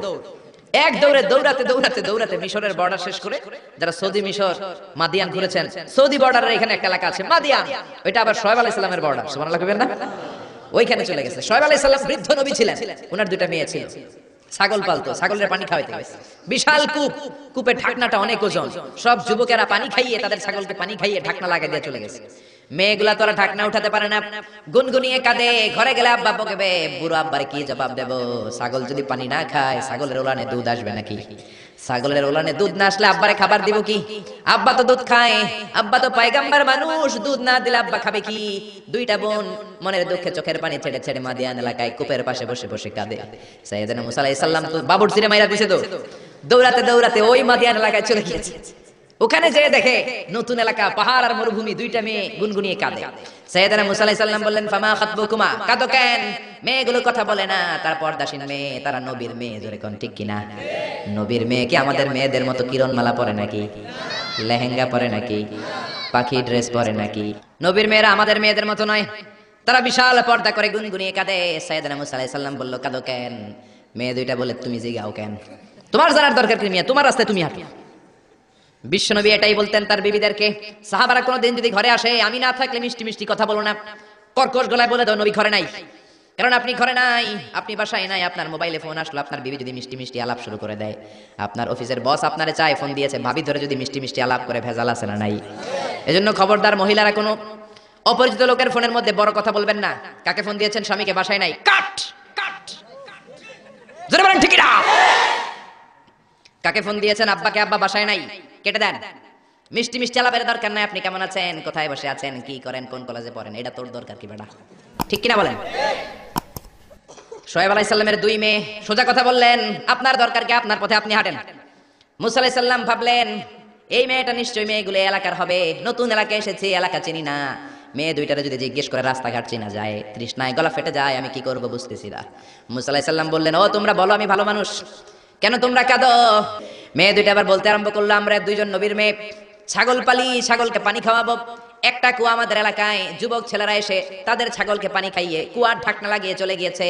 এই কুয়ার ঢাকনাটা উঠাতে 10 জন পুরুষের দরকার হয়, যেটা 10 জন পুরুষ পারে না। তোমার মতো সলিমুদ্দির দিয়ে তো হবে না, তোমার মতো সলিমুদ্দির দিয়ে তো এই কাম হবে না। যেই কুয়াটা উঠাতে, কুয়ার ঢাকনা উঠাতে কয়জন লাগে? তো তোমারে বলে লাভ কি? মুসা আলাইহিস সালাম বললেন, তাই নাকি? এই কথা আমার তো তোমরা চিনো নাই, আমি মুসা। সুবহানাল্লাহ কইবেন না? মুসা আলাইহিস সালাম বললেন, আইনাল বের, কুয়া কোথায়? হাদা হুয়াল বের, এই তো কুয়া। মুসা আলাইহিস সালাম সামনে যে ডান হাত ইউজ করেন নাই, বাম হাতে একটা ধাক্কা মারছে। বাম হাতের ধাক্কায় কুয়ার ঢাকনা 10 হাত দূরে যেয়ে পড়েছে। এই ঘটনা দেখে মাইয়ারা ছাগল দিয়ে দিছে দৌড়। মেয়ে মনে করেছে মরুভূমির মাঝখানে জিন টিন কিছু হবে। মুসা আলাইহিস সালাম ডেকে বললেন, যেও না, আমি জিন টিন নই, ইন্নামা আনা বাশারুম মিসলুকুম, আমি তোমাদের মতোই স্বাভাবিক মানুষ। মেয়েগুলো আবার পর্দা করে এসেছে। মুসা আলাইহিস সালাম বললেন, আমিও তৃষ্ণার্ত, আমি আগে পানি খাই, তোমাদের ছাগলগুলোরও খাওয়াই, এবার তো মেয়েরা খুশিতে বাকবাকুম। ঘরে কোনো কর্মচারী নাই, নতুন একটা কাজের লোক পাওয়া গেছে, আর আমাদেরকে ছাগল নিয়ে পানি খাওয়ানোর জন্য আশা লাগবে না। মুসা আলাইহিস সালাম বললেন, আমি এখানে পথিক মানুষ, থাকার জায়গা নাই। মেয়েরা বলল, সমস্যা নাই, ব্যাপার না, বাসায় চলেন। বাড়িতে যে বাবারা কয়, বাবা এই নবী মুসা, এই লোকটা আগন্তুক হিসেবে এসেছে, কাজের জন্য রেখে দেন। মুসা আলাইহিস সালামের গায়ে এরকম শক্তি দিয়েছিল কে? আল্লাহ। ওই মুসা আলাইহিস সালাম বলেন, ইয়েস। আল্লাহ বলে, মুসা বলে, আল্লাহ বলে। আল্লাহ বললেন, মুসা আমার তুমি দেখতে চাও, তুর পাহাড়ের মধ্যে সোজা হয়ে দাঁড়াও। সাইয়েদনা মুসা আলাইহিস সালাম সোজা হয়ে দাঁড়িয়ে রইলেন। ঘটনা মনে আছে তো? একটা আবার আরেকটার সাথে পেঁচাই ফেলতেছেন না তো? মুসা আলাইহিস সালাম শক্ত করে দাঁড়িয়ে রইলেন। আল্লাহ বললেন, মুসা এই খেলাটা সাধারণ খেলা না, তোমার সাথে আমি আল্লাহর খেলা, দেখবা কিনা বলো? মুসা কয়, আমি রাজি। মুসা কি কয়? আমি রাজি। আল্লাহ বললেন, okay now I am gonna start the game. আমি আবার গেম শুরু করে দেব। মুসা ডানে বায়ে সামনে পেছনে চতুর্দিকে 12 ফারসাক এরিয়া, 4 ফারসাক এরিয়া, 1 ফারসাকে 4 মাইল, 1 ফারসাকে 3 মাইল, 4 ফারসাকে 12 মাইল। 12 মাইল এরিয়ার মধ্যে যত মশা ছিল, মাছি ছিল, সাপ ছিল, ইঁদুর ছিল, ব্যাঙ ছিল, ঝিঝি পোকা ছিল, আল্লাহ বললেন 12 মাইল এরিয়ার বাইরে চলে যা, পুরো তুর পাহাড়ের এরিয়াটারে ফাঁকা করে দে, খেলা শুরু হবে। সুবহানাল্লাহ পড়েন। মশা, মাছি, ঝিঝি পোকা যত কিছু আছে সব 12 মাইল এরিয়ার বাইরে চলে গেল, সব চলে গিয়েছে। এবার মুসা আলাইহিস সালাম দাঁড়িয়ে রইলেন। আল্লাহ বললেন, ও জিব্রাইল তুমিও 12 মাইল এরিয়ার বাইরে চলে যাও। সাইয়েদনা জিব্রাইল ডেকে বলে, আল্লাহ সৃষ্টির শুরু থেকে আজ পর্যন্ত আমিও তো তোমার নূর দেখি নাই। আল্লাহু আকবার। সিদরাতুল মুনতাহার এখানে কান লাগিয়ে তোমার আদেশগুলো শুনি, তোমার অর্ডারগুলো নবীদের কাছে আমি উপর থেকে পৌঁছে দেই, আমিও তো তোমার নূর দেখি নাই। আমার ভাই মুসা নবীর সাথে আমিও যদি একটু নূর দেখতে পারি, সমস্যাটা কোথায়? আল্লাহ বললেন, না সমস্যা আছে, কারণ খেলা তো তোমার সাথে আমার না, খেলা আল্লাহর সাথে। মুসার জোরে কোন ঠিক কি না? তুমিও 12 মাইল এরিয়ার বাইরে চলে যাও। চলে গেল। এরপরে মুসা আলাইহিস সালাম বললেন, আল্লাহ এবার আমি রেডি, আল্লাহ বলল আমি তো রেডি না, কারণ তোমার দুই কাঁধের মধ্যে দুইটা ফেরেশতা আছে না নাই? কিরামান কাতিবিনা ইয়ালামুনা মা তাফআলুন। ও কিরামান কাতিবিন, খেলা শেষ হওয়া পর্যন্ত তোরাও একটু চলে যা। কিরামান কাতিবিনও নাই। এবার আল্লাহ 12 মাইল এরিয়ার মধ্যে স্পেশাল সিকিউরিটি ফোর্স এঞ্জেল পাঠালেন। ফেরেশতারা চলে আসলো। তারা হাতের সাথে হাত লাগিয়ে পায়ের সাথে পা লাগিয়ে 12 মাইল এরিয়ার মধ্যে বিশাল সীসা ঢালা প্রাচীর দেয়াল দিয়ে দিল। জোরে আল্লাহু আকবার। খেলার মধ্যে বাউন্ডারির দরকার আছে না নাই? বিশাল 12 মাইলের বাউন্ডারি দিয়ে আল্লাহ বললেন, মুসা শেষবারের মতো জিজ্ঞেস করি, তুমি খেলতে রাজি আছো কিনা? মুসা কয় ব্যাপার না, শক্ত হয়ে দাঁড়িয়ে রইলেন। আল্লাহ বললেন ঠিক আছে। রব্বুল আলামিন এবার 12 মাইল এরিয়াটাকে ঘুটঘুটে অন্ধকার করে দিলেন। এত অন্ধকার, মুসা আলাইহিস সালাম নিজের হাত নিজে দেখে না, নিজের শরীরকে নিজে দেখে না। এত ঘুটঘুটে অন্ধকার, অন্ধকার দেখে আশেপাশে কোনো আওয়াজ নাই। এতক্ষণ মশামাছির বনবন ছিল, ঝিঝি পোকার ঝিঝি শব্দ ছিল, এখন কোনো আওয়াজ নাই। মুসা নবীর অন্তরে এবার ভয় ঢুকাই দিছে কে? এবার একটু নড়ে সরে বসছে। ভয় লেগেছে, কিন্তু ওই যে আল্লাহর নূর দেখবে আকাঙ্ক্ষা, মনোবল এখনো হারায় নাই। আল্লাহ আবারও বললেন, মুসা রেডি আছো কিনা? মুসা কয় কি কয়? ওই যে ব্যাপার না। মুসা আলাইহিস সালাম দাঁড়িয়ে রইলেন। তিনি বললেন ইয়েস, আমি দেখবো। এবার আল্লাহ মুসা আলাইহিস সালামের চোখের পাওয়ার বাড়িয়ে দিলেন। আল্লাহ বললেন তোমার চোখের জ্যোতি আমি বাড়িয়ে দিলাম, ঊর্ধ্ব জগতের জিনিস এখন তুমি দেখবা, ঊর্ধ্বাকাশের জিনিস দেখবা, উপরের দিকে তাকাও। 12 মাইল এরিয়াকে অন্ধকার দূর করে আলোময় করে দিলেন। এবার সাইয়েদনা মুসা আলাইহিস সালামের চোখে এত পাওয়ার, উপরের দিকে তাকিয়ে সব দেখতে পেলেন। কোন সুবহানাল্লাহ। তাকিয়ে দেখলেন প্রথম আকাশের মহাশূন্য, তারপরে প্রথম আকাশ। আমরা যেটা দেখি এটা কিন্তু প্রথম আকাশ না। আপনি জীবনেও আকাশ দেখেন নাই। আকাশ কি এত কাছে? আপনি যা দেখেন ইটস স্পেস, ওপেন স্পেস। প্রথম আকাশের মহাশূন্য, তারপরে প্রথম আকাশ, তারপরে দ্বিতীয় আকাশের মহাশূন্য, তারপরে দ্বিতীয় আকাশ, তারপরে তৃতীয় আকাশের মহাশূন্য, তারপরে তৃতীয় আকাশ। আপনারা সূর্য, চন্দ্র, galaxy, Milky Way, black hole, Proxima Centauri, Alpha Centauri, Alpha Centauri B, যা দেখেন সব প্রথম আকাশের মহাশূন্যের ভেতরে। চিল্লায় বলেন ঠিক কিনা? মুসা আলাইহিস সালাম তাকিয়ে দেখলেন তারা দেখা যায়। এরপরে প্রথম আকাশ, তারপরে দ্বিতীয় আকাশের মহাশূন্য, তারপরে দ্বিতীয় আকাশ। একটার চেয়ে আরেকটা আকাশ বড়। বলেন ঠিক কিনা? বিষ্ণু বললেন প্রথম আকাশের চেয়ে দ্বিতীয় আকাশ কত বড়? শোনো শোনো, তোমার হাতের আংটিটা যদি মরুভূমির মাঝখানে তুমি ছেড়ে দাও, মরুভূমির তুলনায় তোমার হাতের আংটি যত ছোট, আল্লাহর দ্বিতীয় আকাশের তুলনায় আল্লাহর প্রথম আকাশ তত ছোট। একটার চেয়ে আরেকটা বড়। তিনি সপ্ত আকাশ দেখতে পেলেন, তারপরে দেখলেন সিদরাতুল মুনতাহা, তারপরে তাকিয়ে দেখলেন বাইতুল মামুর। এটা ফেরেশতাদের কিবলা। জোরে কোন ঠিক কিনা? আমরা কাবা ঘরে মক্কায় যে চারিদিকে তাওয়াফ করি, ফেরেশতারা ঠিক কাবার বরাবর উপরে বাইতুল মামুরের চারদিকে তাওয়াফ করে। একসাথে 70,000 ফেরেশতা করে। একবারে 70,000 ফেরেশতা একবার যদি তাওয়াফ করে, কিয়ামত পর্যন্ত দ্বিতীয়বার কোন ফেরেশতা তাওয়াফের চান্স পাবে না। কোন সুবহানাল্লাহ। আস্তাগফিরুল্লাহাল্লাযী লা ইলাহা ইল্লা হুয়াল হাইয়ুল কাইয়্যুম ওয়া আতুবু ইলাইহি। আল্লাহুম্মা সাল্লি আলা মুহাম্মাদ ওয়া আলা আলি মুহাম্মাদ কামা সাল্লাইতা আলা ইব্রাহিম ওয়া আলা আলি ইব্রাহিম ইন্নাকা হামিদুম মাজিদ। اللهم بارك على محمد وعلى آل محمد كما باركت على إبراهيم وعلى آل إبراهيم إنك حميد مجيد. اللهم آمين. يا رب لك الحمد كما ينبغي لجلال وجهك وعظيم سلطانك. لك الحمد بالإيمان، لك الحمد بالإسلام، لك الحمد بالقرآن. اللهم يا مقلب القلوب ثبت قلوبنا على دينك. اللهم يا مصرف القلوب صرف قلوبنا على طاعتك. اللهم آت نفوسنا تقواها زكها أنت خير من زكاها أنت وليها ومولاها.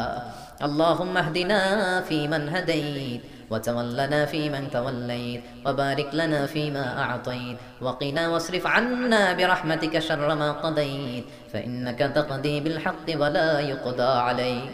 اللهم لا تدع لنا ذنبا في مقامنا هذا إلا غفرته ولا دينا إلا قضيت ولا هما إلا فرجت ولا مريضا إلا شفيت ولا ولدا إلا أصلحت ولا مجاهدا في سبيلك إلا نصرت ولا حاجة من حوائج الدنيا إلا وفيتها يا الله. اللهم إنا نعوذ بك من الهم والحزن ونعوذ بك من العجز والكسل ونعوذ بك من الجبن والبخل ونعوذ بك من غلبة الدين وقهر الرجال ونعوذ بك من النفاق والشقاق والذلة واختلاف الملة. اللهم آتنا لسانا ذاكرا قلبا شاكرا بدنا على البلاء صابرا الغفران من الذنوب الغابرا الفكرة السليمة الطاهرة فإن إرادتك على كل شيء قادر اللهم يا سامع الصوت يا سابق الفوت يا كاسئ العظام لحما بعد الموت اغفر لنا ذنوبنا كلها دقها وجلها أولها وآخرها علانيتها وسرها خطأها وعمدها صغيرها وكبيرها شركها وبدعتها يا غفور يا غفار اللهم حاسبنا حسابا يسيرا اللهم حاسبنا حسابا يسيرا اللهم إنك عفو كريم تحب العفو فاعف عنا اهدنا الصراط المستقيم اللهم إنا نسألك الجنة ونعوذ بك من النار يا خالق الجنة والنار برحمتك يا عزيز يا غفار يا كريم يا ستار يا رحيم يا جبار يا خالق يا بر اللهم أجرنا من النيران اللهم أجرنا من النيران اللهم أجرنا من النيران اللهم أجرنا من النيران بحرمة القرآن اللهم اجعل القرآن العظيم ربيع قلوبنا ونور صدورنا وجلاء أحزاننا وذهاب همومنا وغمومنا واجعله شفيعنا يوم الحساب وارزقنا تلاوته آناء الليل وأطراف النهار ربنا ظلمنا أنفسنا وإن لم تغفر لنا وترحمنا لنكونن من الخاسرين ربنا آتنا في الدنيا حسنة وفي الآخرة حسنة وقنا عذاب النار ও বিশাল আকাশের মালিক বিশাল জমিনের মালিক বিশাল মরুভূমির মালিক বিশাল পাহাড়ের মালিক লৌহে মাহফুজের মালিক বাইতুল মামুরের মালিক সিদরাতুল মুনতাহার মালিক লৌহে মাহফুজের মালিক বিশাল আরশের মালিক তোমার আকাশ বাতাস তোমার চন্দ্র সূর্য তোমার পাহাড় পর্বত আরশের তুলনায়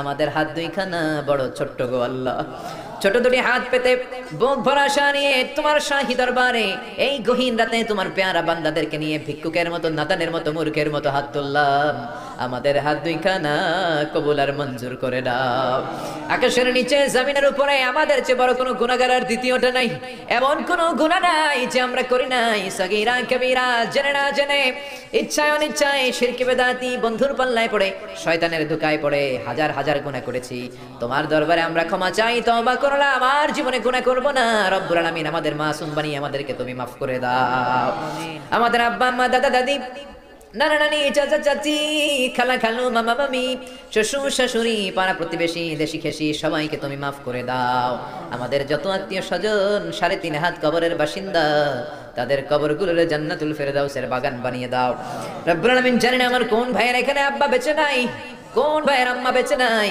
কোন ভাইয়ের দাদা বেঁচে নাই কোন ভাইয়ের দাদি বেঁচে নাই কোন ভাইয়ের নানা বেঁচে নাই নানি বেঁচে নাই এমন হতে পারে রে মাওলা আব্বা আম্মা দাদা দাদি নানা নানি কেউ নাই রব্বুল আলামিন কত কষ্ট করে মাথার ঘাম পায়ে ফেলে বাবা আমাদেরকে মানুষের মতো মানুষ বানালো রে মাওরা নিজে খায় নাই আমাদেরকে কোনোদিন না খাইয়ে রাখে না বাবা নিজে পরে নাই আমাদেরকে না পরিয়ে রাখে নাই ঈদ আসলে নিজে নতুন জামা কিনে নাই আমাদেরকে নতুন জামা না দিয়ে রাখে নাই জানি না কোন ভাইয়ের বাবার কবরে কোন ভাইয়ের মায়ের কবরে দাউ দাউ দাউ দাউ করে জাহান্নামের আগুন জ্বলে জানি না কোন জনম দুঃখিনী মায়ের কবরটা দাউ দাউ করে জ্বলে কত কষ্ট দিলাম দুঃখিনী মা মার কলিজার মাঝখানটাতে লাথি মেরে দুনিয়ায় আসলাম আমার মা অজ্ঞান হয়ে পড়ে রইল আবার জ্ঞান ফেরার পর আমার কোলে তুলে নেয় সবাই বলল 10 মাসের কষ্ট এত তাড়াতাড়ি ভুললি কেমনে আমার মা জবাবে বললেন তোমরা বুঝবা না যখন আমি আমার সন্তান কোলে লইছি বুকে লইছি চুমা খাইছি রে 10 মাসের সব কষ্ট আমি 1 মিনিটে ভুলা ফেলাইছি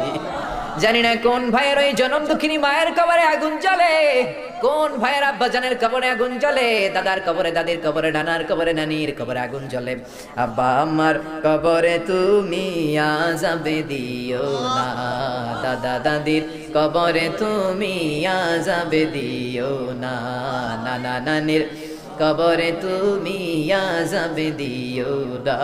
রব্বুল আলামিন নাম না জানা যত মুমিন বান্দা বান্দি তামাম জাহানের যত কবরস্থানে যত মুমিন বান্দা বান্দি মুর্দেগান হয়ে পড়ে আছে, প্রত্যেকের কবরগুলোরে তুমি জান্নাতুল ফেরদাউসের বাগান বানিয়ে দাও।